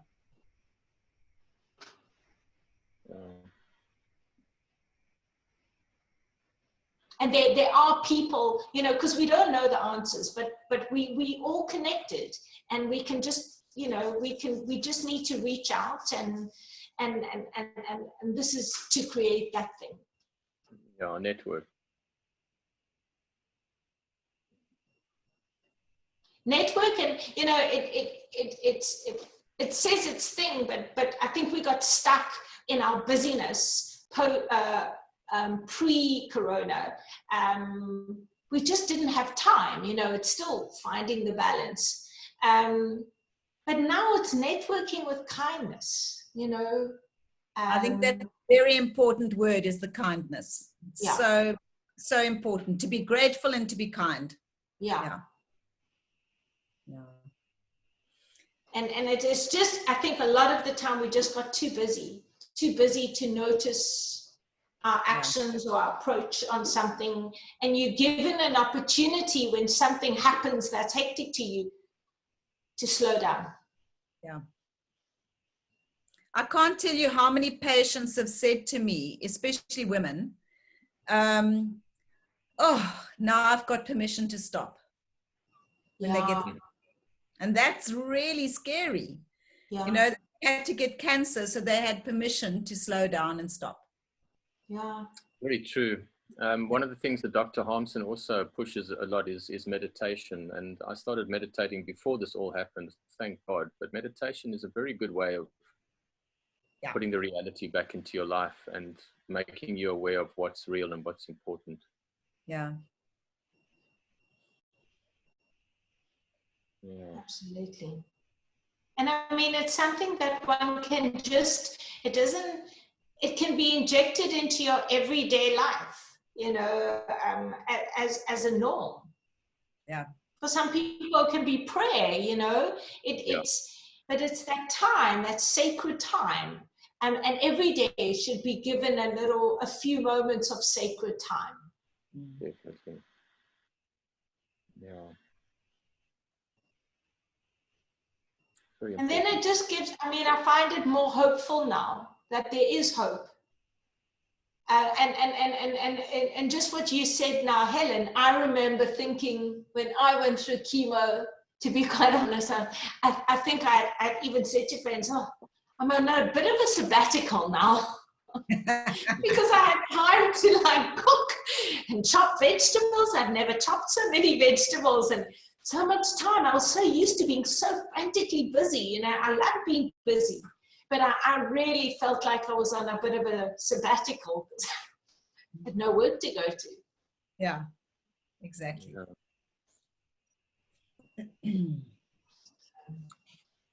Anyway, everybody, thank you very much. I need to still go and eat. So I think I need to leave you guys and let you chat longer because I need to go and eat. Otherwise, I'm going to have to go to bed at 1 o'clock. Yeah, you're going to faint. No. Thank you so much, Helen. That was just amazing. So lovely to connect and see you again. And when you're ready, yoga is waiting for you. Yes, I definitely need to. I mean, I've been wanting to get back to it. I'm just so terrified of my back, but I'm going to take you up on. I'll give you a therapeutic back thing. You know, I had a back up a few years ago, so I can help you really sort that out. Great. Yeah. Fantastic. But thank you so much for the invite and lovely to meet all of you on Zoom and live and whatever. And yeah, we'll see you again. Cool. Lovely. Thank you so much. Good night. Yes, take care. Thank you. Bye. Yes.